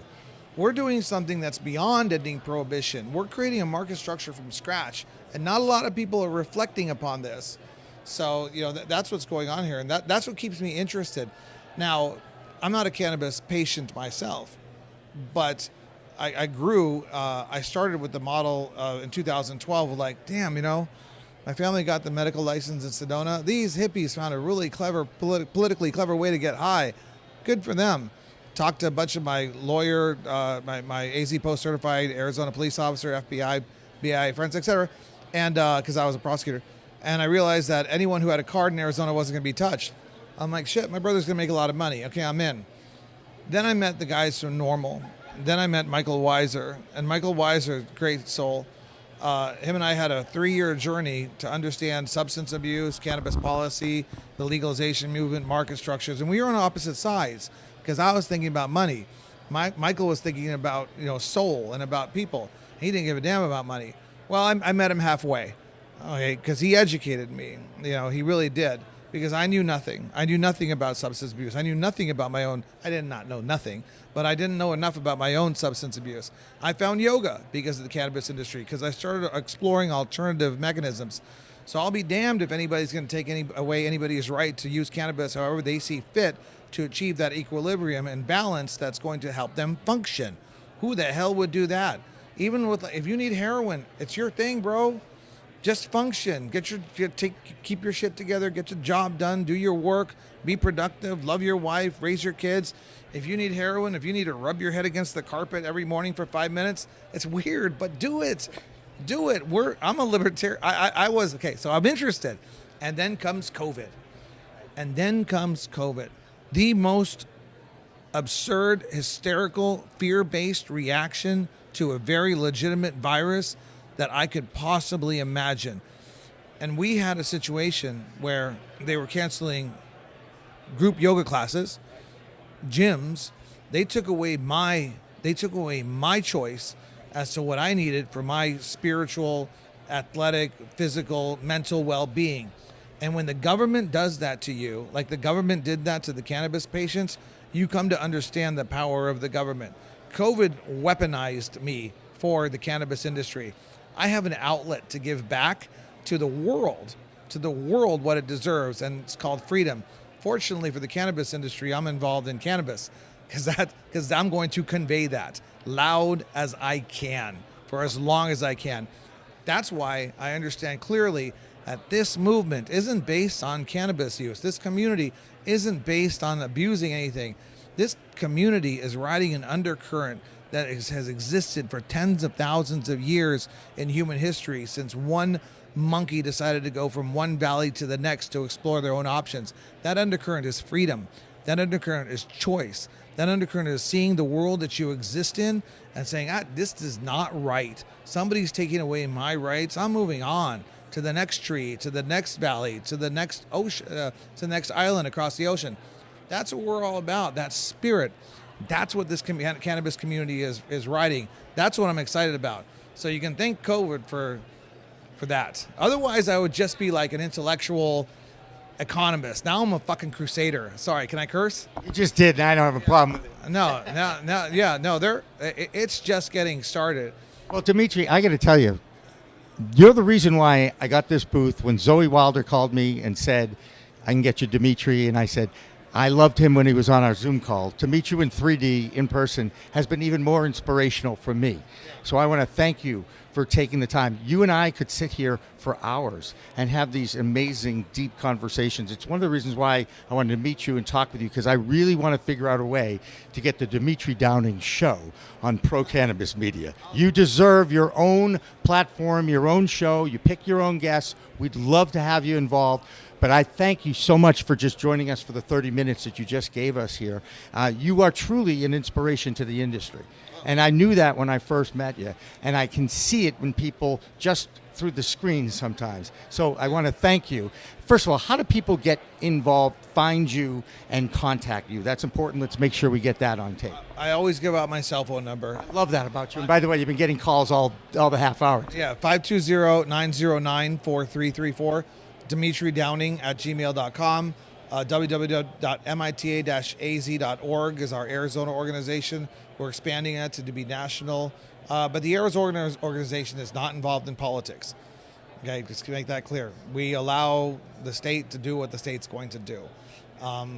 We are involved at the national level where things are still undecided. And, you know, when they've kind of like shaped the way things are, you kind of don't want to come in and kick the house around. That's just not polite. But we have an undiscovered country at the federal level, and we make sure that it gets shaped right from the beginning, and that we encourage individuals to shape it right from the beginning, and we expose individuals who are trying to not shape it right. These are the reasons. People like Demetri Downing and why I started Pro Cannabis Media. We love telling your story to others out there who are as passionate about this cause as Demetri. Although I will tell you, get in line, because there's nobody more passionate about this than this guy. We're going to have more of Green Rush Live. Don't go away from amazing Las Vegas, Nevada.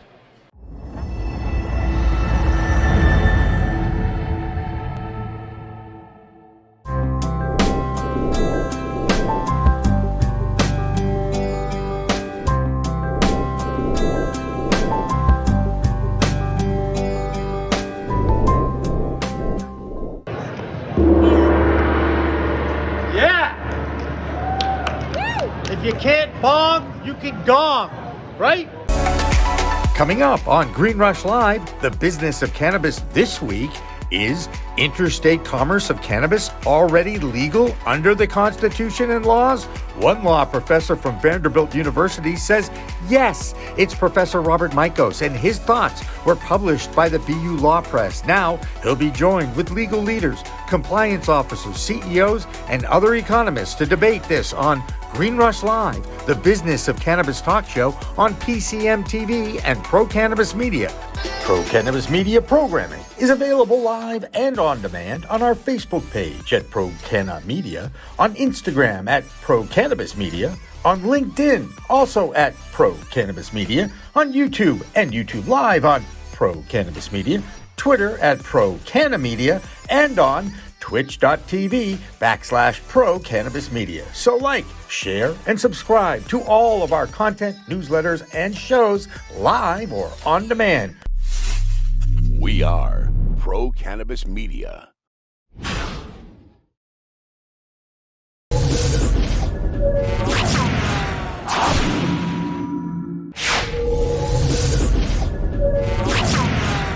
Hi, everybody. We continue with Green Rush Live on location in Las Vegas. I'm Jimmy Young with Pro Cannabis Media, and I'm wearing my brand today. Wait, it's a whole new world of weed, right?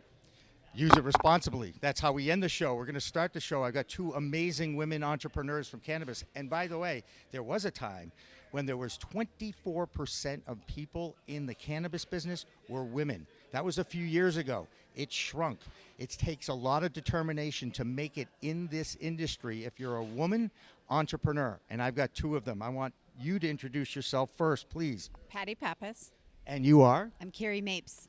And tell me, I'm going to go back and forth here, so we'll do like a dance, all right? No favoritism, all right? What's the name of the company, and tell me about what you guys have. Well, so our company are Hello Again, and we have vaginal suppositories that were formulated for women in menopause. And Lord knows there's a huge need for that, let's just say.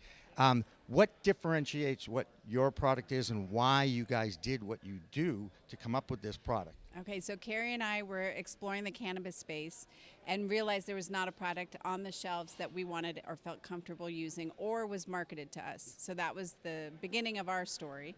And we came up with a product, a vaginal suppository is the perfect delivery system for us because we can utilize the THC and a higher dose than an edible or any other delivery method and not get a head high.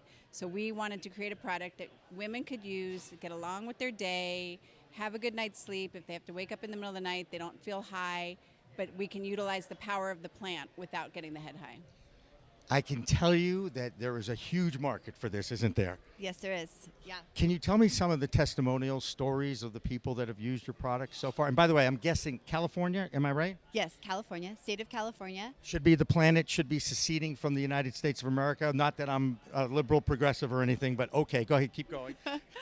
No, we got great feedback from the very beginning. So everything from, a 53-year-old woman saying, I got my first good night's sleep since I was 16, to women who aren't in menopause finding it and using it for menstrual cramp relief, for endometriosis pain. My favorite feedback was this product is a soul saver because we address not just the physical symptoms of menopause, but the cognitive symptoms. So the brain fog, the trouble with recalling words, all of those things erode your confidence. And the psychological, emotional symptoms with the anxiety and the moodiness and all of that. So we're getting really great positive response, especially from women during COVID who may not identify with being in menopause, but they're home with a lot of hats on. So fantastic. And You know, guys, just in case you haven't noticed, I don't think I have a vagina, even though a lot of men that my friends, they've used that term, okay, let's just say, because I'm very comfortable with my female side, okay? I have a tremendous amount of respect for women in general because you guys can do something we never will do. We're the cause. You understand that, right? And you bring life into the world. And it's one of the reasons why I don't understand why men, specifically friends of mine, don't have more respect for their partners. It just really bothers me. I'm not going to assume here what has been the response of your partners, because I'm going to assume two beautiful women with brains, entrepreneurs, you have partners. This is a terrible thing for a guy, because now what used to be pleasurable becomes painful and difficult for men to deal with, right? One of my husband's favorite lines is, menopause has been very hard on me. That's what he likes to tell people. But yeah. Welcome to the club, hubby, okay? I get it.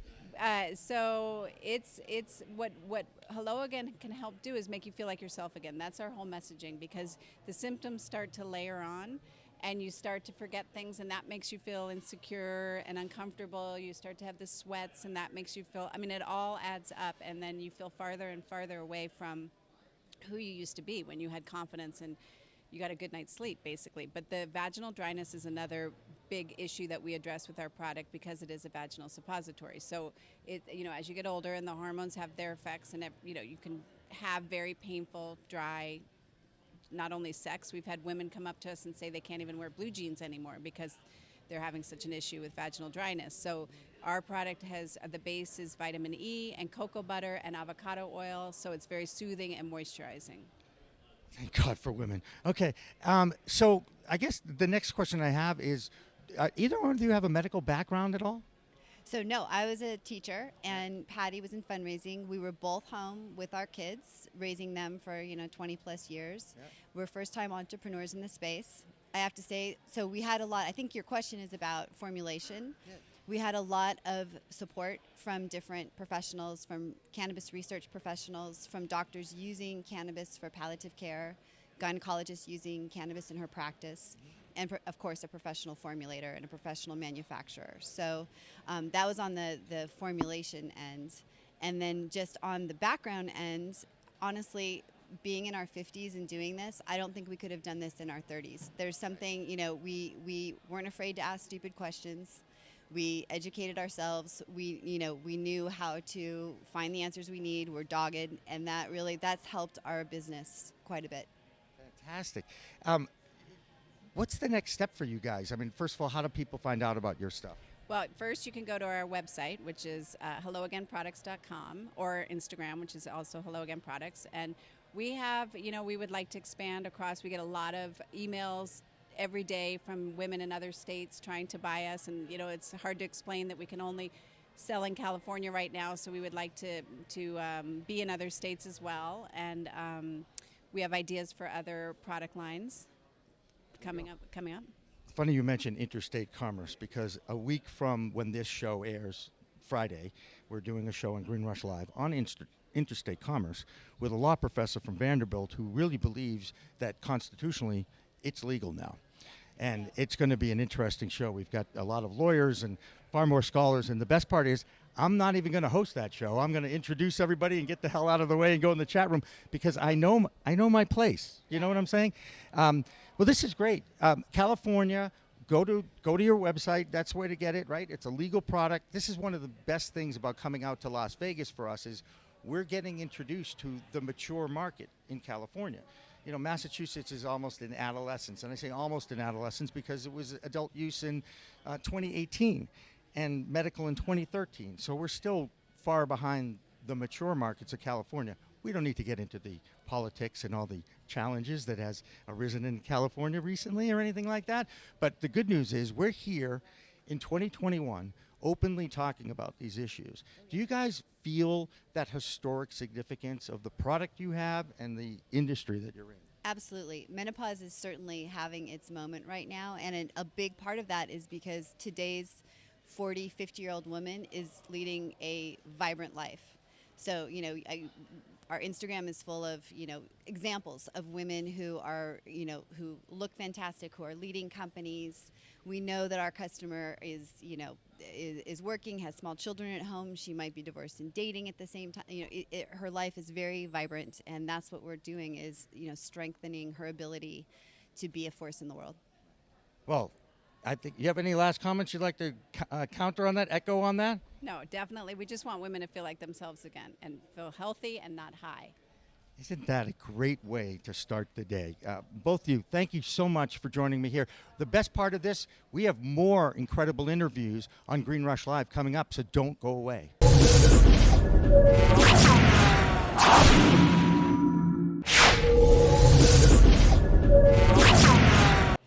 Hi, everybody. Welcome back to Green Rush Live on location in Las Vegas, Nevada. Yes, we're doing interview after interview after interview here because you find so many interesting people when you are just ensconced and thrown into the cannabis industry in Las Vegas, Nevada, with all these different events going on. We're at MJ Unpacked, and yes, this is David Durkee. He's the Vice President of New Ventures, Quicksilver Scientific, Louisville, Colorado. I can read. I really am doing this without my teleprompter, so I needed something to read, I admit. David, tell us a little bit about Quicksilver Scientific and what the hell does that have to do with the cannabis industry? So, Quicksilver Scientific is originally a dietary supplement company, and you can go to our website and that's what you'll see. We're really focused on being science-based and highly efficacious for things that are not well absorbed into the body. So, our traditional lines are vitamins and minerals, traditional Chinese medicine, metabolism, etc.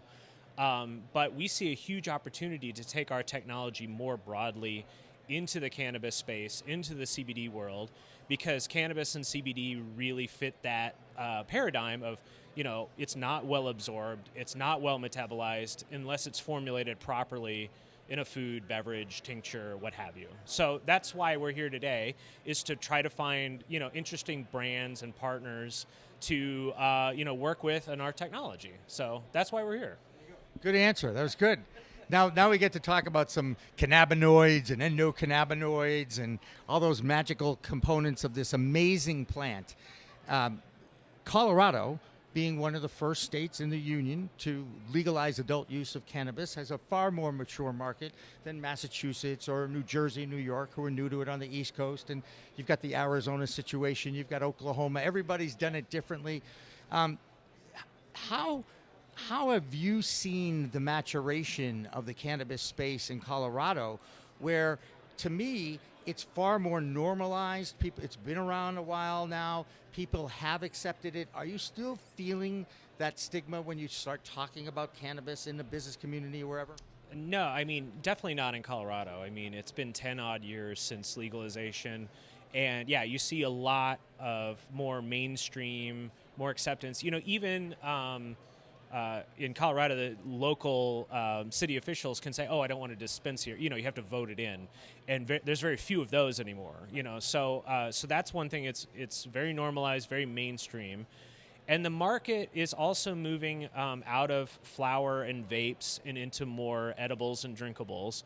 I think the same reason that tobacco is on the wane as well, because you want a way to enjoy a product that's not going to interfere with someone else's, experience, especially if you're indoors. Indoor air quality is all the rage these days. And so moving out of smokable vaping type products and into something that's more discreet and edible that is you can consume, and it's your business, is the way that the market in Colorado is moving. And that's really why, the opportunity exists for us to use our technology and leverage it into all these brands and products. I love the science. I never took science. I'll be perfectly honest with you. I think the extent of my biology is dissecting that frog in the 10th grade, right? And that was freaking me out unto itself, That was enough, right? And, all the little chemistry. But I have talked to hundreds of scientists and doctors and botanists and have learned about how this plant interacts with the human body. And, so I've got just enough to be dangerous, One of the things that I have learned is not just the fact that every body is different and every endocannabinoid system is different and everybody has a different metabolism, right? this plant, one plant does not fit all, but there are so many components in the plant, and as a scientist or as part of a scientific movement to study it, research is finally starting to happen on the product that is being sold in legal states, as opposed to just the University of Mississippi, which we all kind of laugh and giggle about because they've had it for 40 years, and I believe some of that same shit is still in the freezer at the University of Mississippi after 30 years. Let's not go there. I get that part.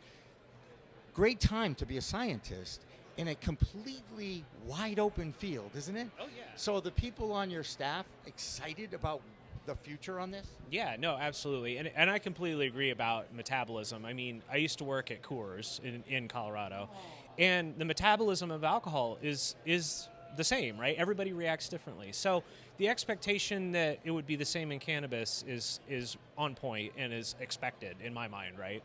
And so, yeah, my team, you know, we have chemists, food scientists, folks like that. And there's two factors at play in the market right now. You have a high variability of formulated products in terms of potency, bioavailability, even how fast it's digested if it's an edible. And then yeah, and that's one of the things we're focused on as well. But then you have the metabolism difference. So you have these two sort of shifting sands that you're trying to formulate around, and really what we're about is quality and consistency. And if we can make a consistent product, then it's not going to affect everybody the same way as you referenced, but for a single person, they'll know what to expect, and it'll be a much better experience for the consumer. We hope that happens. We all know there have been examples of people, including myself, and I've documented this many times. You know, you think you know a lot of stuff, right? And you reach and you don't check the package because it looks just like the 5 milligrams, and it's a 25 milligram, and there's a huge difference in an edible product from 5 to 25. Absolutely. And then when you take 2 of those 25s, you're in trouble. Yep. Now, nobody has ever died of an overdose of too much cannabis. It's been an uncomfortable night, day, whatever it is. Again, it goes back to what I preach about responsible use. And don't get behind the wheel of a car if you've taken an edible, because you don't know when that thing's going to hit you, right? It's important that you use your brain because it interacts with your brain all the time. I guess where I'm going with this is the future of the knowledge base on the scientific community is going to make the user, it's going to help so much, because you are going to be able to microdose. You're going to be able to understand in your own what you can do and what you can't do with this product. And now that you're getting into the water soluble world, right? That sort of thing. Again, more opportunity for research, more. So I guess my question is, what's the mission of Quicksilver Scientific overall as far as making these products, getting the word out and educating the public about it? Because you can't have a public service announcement because traditional media won't take that. No, so our mission is no different than quality and consistency. We've got products, like you said, microdosing. We've tested a 2 milligram beverage at our facility in Louisville, and we're originally a metals toxicity company, so we can have the ability to do blood draws. And so we had folks try a 2 milligram THC beverage. We took their blood to see how quickly it absorbed, and they had a great time with 2 milligrams because we're able to, essentially be rapid onset, very fast offset, and try to mimic that effect of alcohol. We want the Coors Light of cannabis. And we call that the shot experience is kind of where you're going, right? Yeah, but again, 2 milligrams is not necessarily overly medicating someone. So having the precision to do 2 milligrams consistently, making sure that that's in the package and delivered, and then having that predictable onset and offset really, I think, opens a new market for alcohol replacement. Frankly, alcohol, I think, as you might have alluded to, has a lot of health effects and problems associated with it that people want to move out of. And alcohol replacement, be it in edibles but also in beverages, is a huge opportunity for the industry. In fact, the market penetration now of cannabis compared to where the alcohol penetration is, people are amazed at the amount of percentage of cannabis percentage in this. And I think in a lot of ways the alcohol beverage community is a little concerned, but they're also anxious to get into the game too, right? I mean, you know that. No, absolutely. And that's how I got into the industry, because when I worked at Coors, they started a joint venture in Canada where THC is federally legal to make cannabis drinks. And I formulated the first round of those and have moved on to this new company to supply, a larger base of companies with that technology and that know-how. So, no, it's a huge opportunity and a huge risk for incumbent firms. Is just borne out in the market. It's there. We're all part of history, and we're writing it, we're experiencing it, we're part of a movement. It's a fascinating time. That word fascinating comes up so much, right? Everybody's involved with it. How frustrating is it to do the research and the science that you're doing and still not have guidance from the federal government, from the FDA, about the infusion in beverages? It's challenging, and it's one of the reasons that we have a portfolio of products, because we don't necessarily know that what is appropriate in state X is going to be the same in state Y, or particularly for even brands. Like, different brands are trying to pursue things like performance or taste or clean ingredients. So we have a whole portfolio of products that are working within the sort of patchwork of food and beverage regulations that's out there, and also tries to satisfy that consumer need as well. So yeah, it's frustrating because there's not a one-size-fits-all solution, but rarely in the food and beverage world is there one. So we kind of took that approach, and we managed to create, I think, a great portfolio that works across a lot of jurisdictions and a lot of consumer need states. I could ask you about interstate commerce, but we're doing so much about that next week on our show. And I'm not the expert. I was going to say, I knew that. That's right. That's how I'm going to go. But I am going to ask you about another cannabinoid. Everybody gets excited about CBD, which is the anti-inflammatory component of the plant that works in conjunction with THC, the entourage effect. And, you need a little THC really to make sure that CBD gets the most effect. But that other cannabinoid, the CBN, I'm sure you're familiar with CBN. That's the magic one that helps people with sleep disorders. Will we see a similar fervor about CBN that we're seeing with CBD? Because to me, sleep disorder is one of the biggest challenges of our time right now. Yeah. No, I think in an infused beverage kind of a thing. Yeah, no, you want it in that everything that said previously still applies, right? It's got to be consistent. But and that's the thing. I think for me, and I'm not a pharmaceutical markets guy, but what I would do is look at the pain management market and look at the sleep management market, and that's going to tell you the relative import between CBD and CBN, because they are purpose built for those sorts of symptoms. And yeah, they're both huge. I don't know how big each bar is, but they're both a huge opportunity. And we're sitting here watching the bar going up and down because we're part of history, right? Well, and right now, the main problem, I think, is awareness and availability of high quality CBN extracts. We can get stuff in our lab and, kind of formulate with it, but then getting that into the market, who's your supplier, how much are you getting, that kind of stuff. There's a lot of development to be done there. It'll be done extremely quickly, especially in the U.S., because that's just how the states work, But it's going to take some time for that to mature, and then to educate folks around the benefits of CBN relative to other rare cannabinoids. Right. So that's what it's about. Hey, David, great to talk with you. Absolutely. Appreciate you taking the time. How do people find out about Quicksilver Scientific in case they want to follow you guys, newsletters, all that sort of thing? So we're at quicksilverscientific.com. That's our main supplements business, and quicksilverdeliverysystems.com if you're a brand owner and you want to work with us on technology. He's David Durkee. I'm Jimmy Young. This is Green Rush Live from Las Vegas. Don't go away. I've got more interviews. So we'll be back with more after this.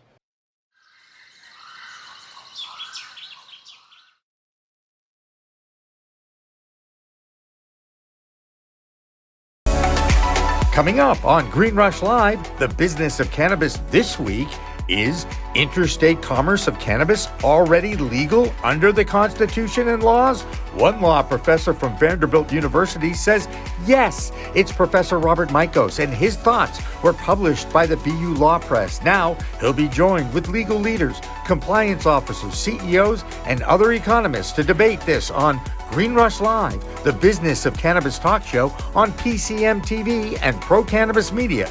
Pro Cannabis Media programming is available live and on demand on our Facebook page at Pro Canna Media, on Instagram at Pro Cannabis Media, on LinkedIn also at Pro Cannabis Media, on YouTube and YouTube Live on Pro Cannabis Media, Twitter at Pro Canna Media, and on twitch.tv/Pro Cannabis Media. So like, share, and subscribe to all of our content, newsletters, and shows live or on demand. We are Pro Cannabis Media. We continue with Green Rush Live on location from Las Vegas this week.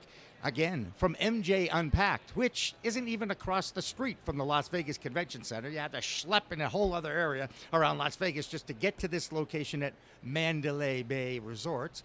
I am Jimmy Young, as you know, the founder of Pro Cannabis Media, the co-host of Green Rush Live, along with David Rabinovitz. So remember to like, share, and subscribe to all of our shows. But I'm so happy again to be joined by two women who are entrepreneurs. And Lord knows we have met so many entrepreneurs in the cannabis space over the years of doing these shows. These two in particular are from Arizona. They are franchisees of Open Door Dispensaries. So Kathryn and Chelsea, thank you so much for joining us in our little podcast cubicle here at MJ Unpacked. You know, I wish you could see what's behind us, folks. There is actually lots of people going through different trade show booths and what have you, but we're here in our little cage to talk a little bit. I'm going to talk with Chelsea first. I peeked. Did you see me peek? Yep. I peeked.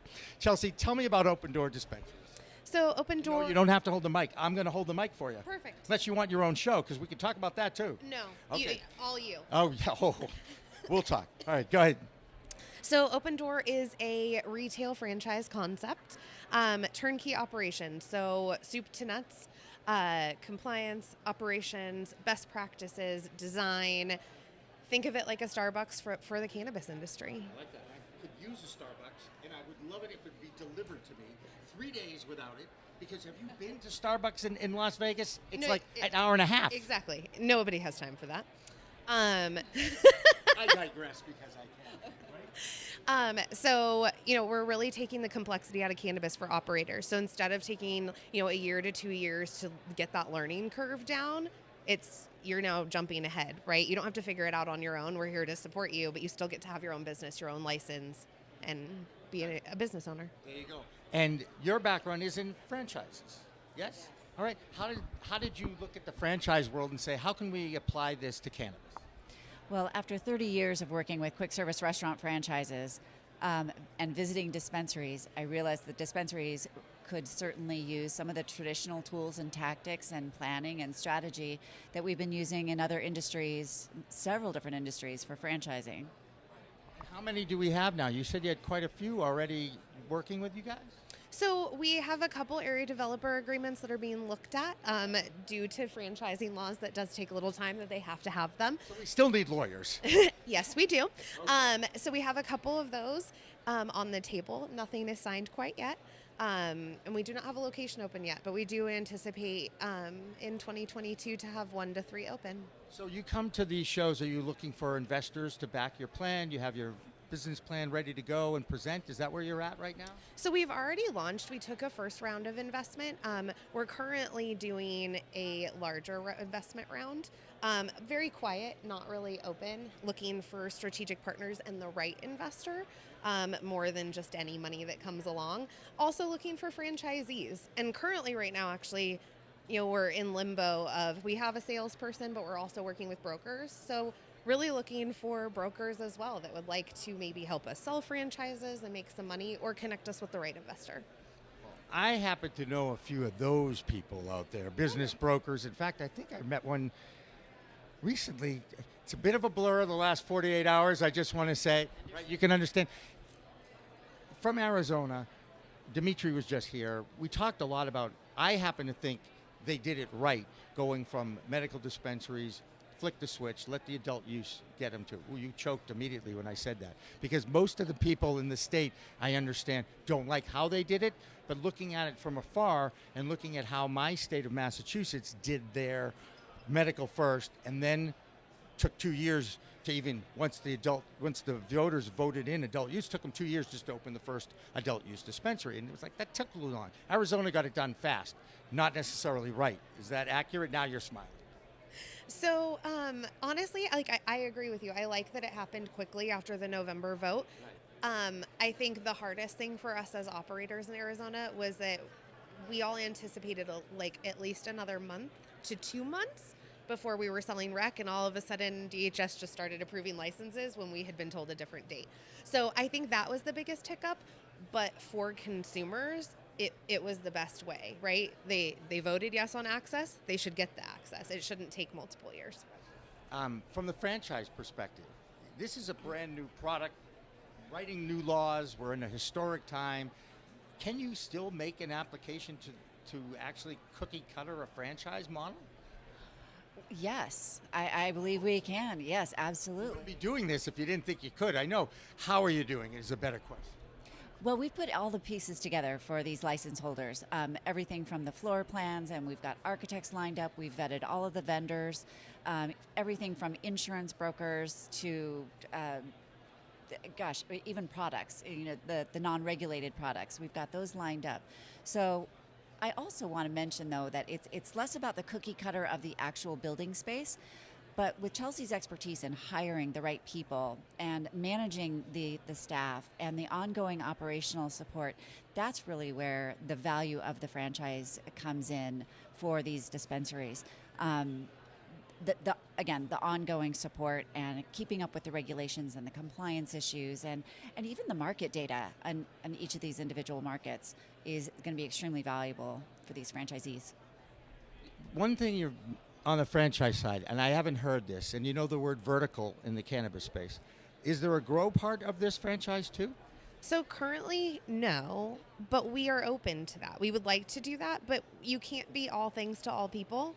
And still be successful all at the same time, right? So we're starting with retail. We would love to start with some products after that, but open to cultivation. Cultivation isn't my area of expertise, but I've definitely worked in 5 of them, and I have managed a couple as well. So from a best practice standpoint, I'm able to do that, but right now we're retail focused. When you look at the current landscape of cannabis where we are in this country, and we all know we're still dealing with a federally illegal substance that the people that make those laws don't understand, frustrating for entrepreneurial spirit, and yet you're still here doing this. Why? So I've been in this space since early 2013 into 2012. I've worked with regulators across the country as well as internationally to help them understand about the plant, about the molecules, and the cannabinoids. Endocannabinoid. Let's all say it. Endocannabinoid system. Yes. Go ahead. So I'm still here because it changes every day, and you have a chance to shape a new industry. So we have a chance to be completely different than everyone else and educate people, both regulators and consumers alike. And that's something special and unique to be a part of. Yeah. Demetri talked about that too. How do you feel about being part of history? I think it's very exciting. I mean, it's a once in a lifetime kind of opportunity. I've always been passionate about helping entrepreneurs and through franchising, and this is just one more way to help these new entrepreneurs in cannabis and some of the social equity license winners as well. I think they're probably one of the main groups that could use our help the most. They got hurt the most by the failed war on drugs, didn't they? And this is an opportunity for them all to get into something exciting. And obviously offering your expertise in a model that they can just follow makes a lot of sense, right? I'm also of the opinion that before we expunge all these records, could we please create a program for workforce development to get them trained with the proper skills to get into the industry? Let's not just put them out onto the street and say, you're free now, go ahead. No, let's actually help them, because the prison system is broken. It was used for years to pack our prisons with people of color. It makes no sense to me in so many ways. And now we have an opportunity to undo what was wrong. And you ladies, you women are doing a great thing for offering that. How do people get in touch with you? We have a website, opendooردispensaries.com. Wait, it's Open Door. D-O-R, okay, because I'm a stickler for spelling, pronunciation, enunciation, and cadence, and I just want to make sure that it is open door with 1 0. It is. Right? That's right. And is that how we get? Yes, you can reach us through the website or LinkedIn, Instagram. We're on social media as well. It's a beautiful thing. And you're two beautiful women doing good things. Socially responsible capitalism drives this business, and I support it 100%. Thank you both for joining me here in Las Vegas, Nevada at MJ Unpacked as we continue our marathon of interviews on Green Rush Live. Don't go away. We've got more coming up.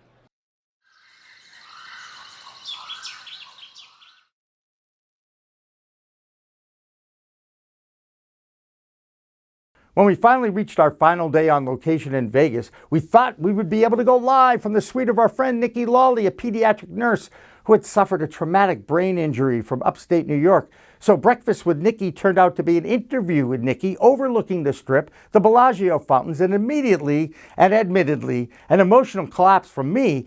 That was a combined reaction to her incredible story and the incredible story this venture has taken me on personally, where we get to hear and share the stories from this industry in their own words.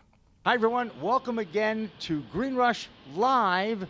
Okay, on recording here from Las Vegas. I'm Jimmy Young from Pro Cannabis Media. We're here for MJ BizCon and MJ Unpacked, two huge trade shows for the cannabis industry. And you know, when you're in the cannabis industry, there are certain people that you meet at these shows that somewhere in the last few years during the pandemic have entered your life.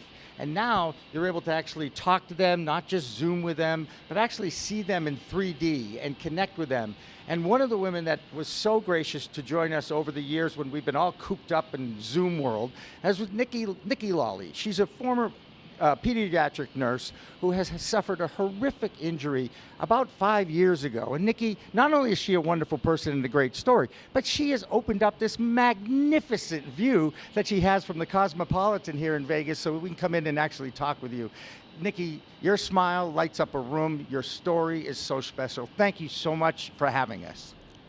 Thank you, Jimmy. It's been a pleasure to see how Pro Cannabis Media has grown really exponentially. As your network grows, it helps my network grow, and I'm all about working together and collaboration. So it's great to see how you've grown, and the plant has been amazing and blessed me with great people like yourself. Thank you. And the plant has healed you.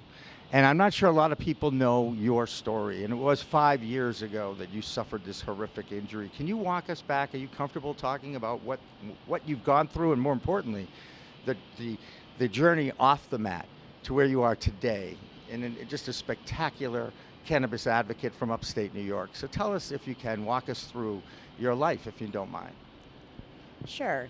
I was working as a pediatric nurse. I'm an LPN by trade, and I was a happy, working, pretty carefree kind of human, very busy, very social, and just like any other work day, a kid didn't want a vaccine. No big shock there. And I went in to help another nurse restrain the child, and he basically tucked his chin, threw his head back at me, threw me into a wall, and then back into his head. And my life literally changed in that split second. And you look at me today and you say, how can she be where she is if she had this injury happen? Because if you guys saw me before, I literally was planning my death. Traumatic brain injury changed my trajectory of life. I went from being a nurse, a healthcare provider, to now being a patient. We're treated a lot different. I was once respected and, told, how can you possibly still be having symptoms when your injury was so many months ago or weeks ago? Or it was unbelievable. I'm like, why would I make this up? Why would I want to not work? Why would I not, if you look at my work history, there's a very solid work ethic, and, so I couldn't even imagine someone wanting to be in this position. Like, people don't fake disability, they fake being well. You cannot imagine how hard it was for me to not be in control all the time. And I struggle now because cannabis has given me a way of communicating with people completely different. When my symptoms are kicking up, the anxiety, the depression, the worry, the absolute worry and fear can really take over. And cannabis literally calms my shit down. I mean, I don't know how else to say it in a way that matters. I was literally super stressed out, and I just had an amazing cannabis pre-roll that I honestly don't know the name of right this minute, but it was absolutely amazing. And Jimmy, I think you witnessed that transformation. By the way, not only have I witnessed the transition, Nikki, with you, but I've experienced it myself. I know what the plant does to our neurotransmitters, to the emotions, the things that make us human, right? The highs, the lows in our lives, right? The stresses, the old don't stress the small stuff, right? Mm-hmm.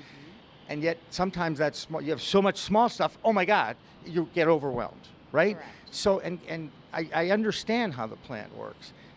Who was the first one that exposed you to the power of the plant, to cannabis? So it was actually about 4 months after my injury in late January of 17. My husband thought it would be a good idea to try and cheer me up and got me a trip here to Las Vegas, here at the Cosmo. Oh, now I understand. Okay, keep going. So I wound up in Vegas when getting on an airplane, being around people, being around flashing lights and slot machines. Just the thought of it was a horrific concept. But yet, how could I say no? This was always my favorite thing to do. And now all of a sudden, I'm faced with doing it. And I mean, I literally said, Jack, I don't think I can do this. I don't think I can go on vacation. I mean, it's asking too much of me. I mean, all I do is cry. I'm just literally in the corner shrieking in pain. Sure. And this went on for months. And then I was put on different cocktails of meds. Then I'd have horrific GI symptoms or horrific allergic reactions, including anaphylaxis from pharmaceuticals. I mean, was I really in a good place? No. So what's sort of crazy is after 3 days of being cooped up in the hotel room and listening to how miserable I'm making my husband, I mean, he understood and was empathetic, but not the way, until it happens to you, Jimmy. I mean, I was a nurse. I didn't understand chronic pain. I didn't understand invisible disabilities, paperwork for disability. I mean, it's all geared so they don't get the benefit. And it's all geared to how can we not pay that person? And instead of trying to help that person and empower that person to want to get off disability, it's literally a system designed to make you fail and feel disempowered. And that just really made a lot of sense right here. I mean, that was a really good, insightful. Being back here at Las Vegas as a new person has had to have been totally enlightening for you. I mean, totally freeing. I mean, this is almost a celebration of your new Nikki Lawley. It's sort of like a rebirth. I'm not even kidding. I mean, I genuinely feel I'm making so much more of an impact now just because people see the real. They see the struggle, but they see how I deal. They see the real, but they see how I deal. It's like people don't want to be around perfect people. They just want to see how you deal with your imperfections. Oh my God, and Lord knows some of us have more imperfections than perfections, and we're comfortable with those imperfections because guess what? We're both humans. We're frail beings. We have issues in our lives that we have to deal with. And isn't it amazing in 2021, I really believe for the first time, most people understand that how important mental health is. It's taken a lot of professional athletes coming forward to say, I'm dealing with some shit here, and I turn to weed. Sha'Carri Richardson, an Olympic sprinter for the United States of America, decides to give up her one shot every 4 years. She can come back because she knew she needed the medicine to help her. And now she's, back competing again. Nikki, you're back again. What's the future for you now that you're the new person? I think you want to go out on the speaking circuit and tell your story to others. Am I right? I've just seen how my story can change people's lives. And I feel like I'm giving others hope. When I had none, a billboard literally saved my life by showing me, get your medical marijuana card here today, as I was plotting my death, realizing, the universe just played an insane role that day. And I went to a dispensary with a kid that was understanding, and, it was the wrong stuff for me. But he did his best. And we don't know what we don't know. And we're not born with this knowledge. And for sure never knew about cannabis as medicine working as a nurse. Immediately when I saw that billboard drive by and said, get your medical marijuana card here today, I was like, oh, that's a really good idea. Immediately I saw the TV ad back from the 80s that your brain on drugs with the egg and your brain and, the whole frying concept. And I'm like, oh, great idea, Nikki. Get your weed card and get your brain frying on drugs. That's got to be great for a brain injury. But I was melting down, Jimmy. I was ready to die. Could not continue that quality of life. What's interesting? You know that there's controversy about billboards in cannabis. There are some states that are banning them. Some states don't want them up. One of my biggest issues, and here's a perfect example of why we need them, or more importantly, we need to share information with the public that isn't enlightened about the plant. Because you saw that, before you saw that billboard, you were like, no, you're a child of dare, right? Yes, right? So now, you're one person that message saved. Do you know how many times have you heard cannabis has saved my life, cannabis has changed my life? Pretty amazing. Every day. And anytime I share something about an overcoming situation, I get countless stories right back saying, hey, that's happened to me. I came off all these opiates. Cannabis saved my life, and I'm not saying that just as speaking. Right. It's my passion. I genuinely am driven by the plant and how it can help and heal people. But heal people is different than cure people. Right. Cannabis is a tool in my recovery. It is not a cure-all. And what works for me might not work for you, Jimmy, because different parts of my brain need receptors that we have, and different types of cannabis really fill those receptors in the right way, and different cultivars really affect me differently. Understanding terpenes and what is in the product I'm utilizing, that's why I would rather pay a little more money via a dispensary, especially Nevada. And people can argue with me and say it's all corrupt and whatever, but at the end of the day, I understand what percentages of terpenes there are and what percentages, sometimes of minor cannabinoids, depending on the state. But this to me is a fundamental concept of my medicine, and a strain name means nothing. I had gelato 25 times from different cultivars, and it's never really been my jam. I had gelato here and by Verano, and it was game changing. It was totally medicating. And so when I heard it was gelato, I'm like, and just because that's been my experience with that name of product. And so COA's, certificates of analysis, the recipe for your cookie dough is so, so important. Because Jimmy, your cookie dough, you might like walnuts. Walnuts will kill me. So your ingredients and what you like and what works for you and satisfies your taste is the same thing, isn't necessarily the same thing that will work for me. And as a medical professional, we're dealing with a medicine that affects everybody differently. And it's not a cure-all. You've already mentioned that for all things. But you say it's a tool. It's just another tool in that toolbox that humans can use to enhance their living in a responsible way.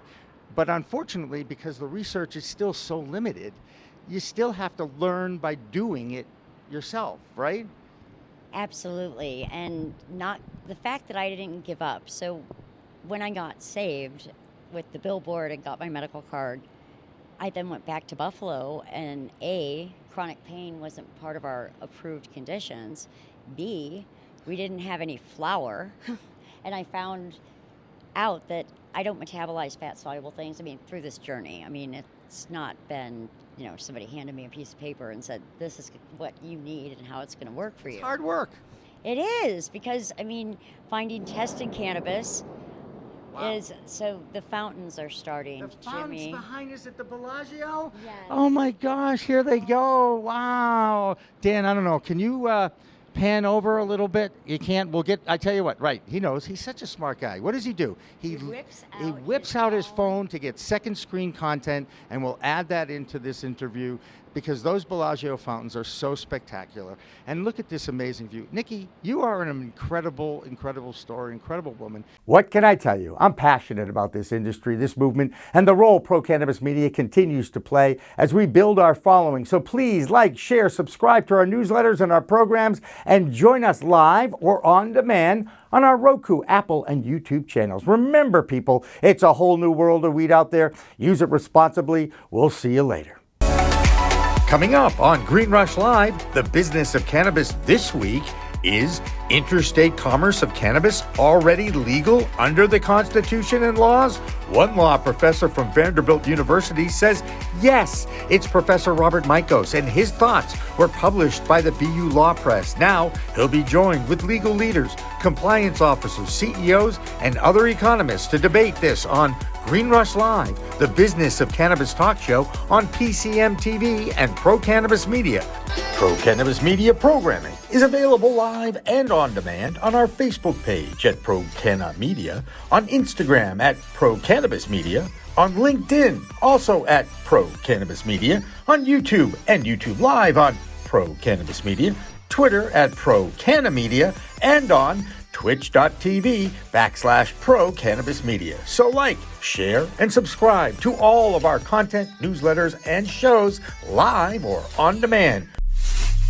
We are Pro Cannabis Media.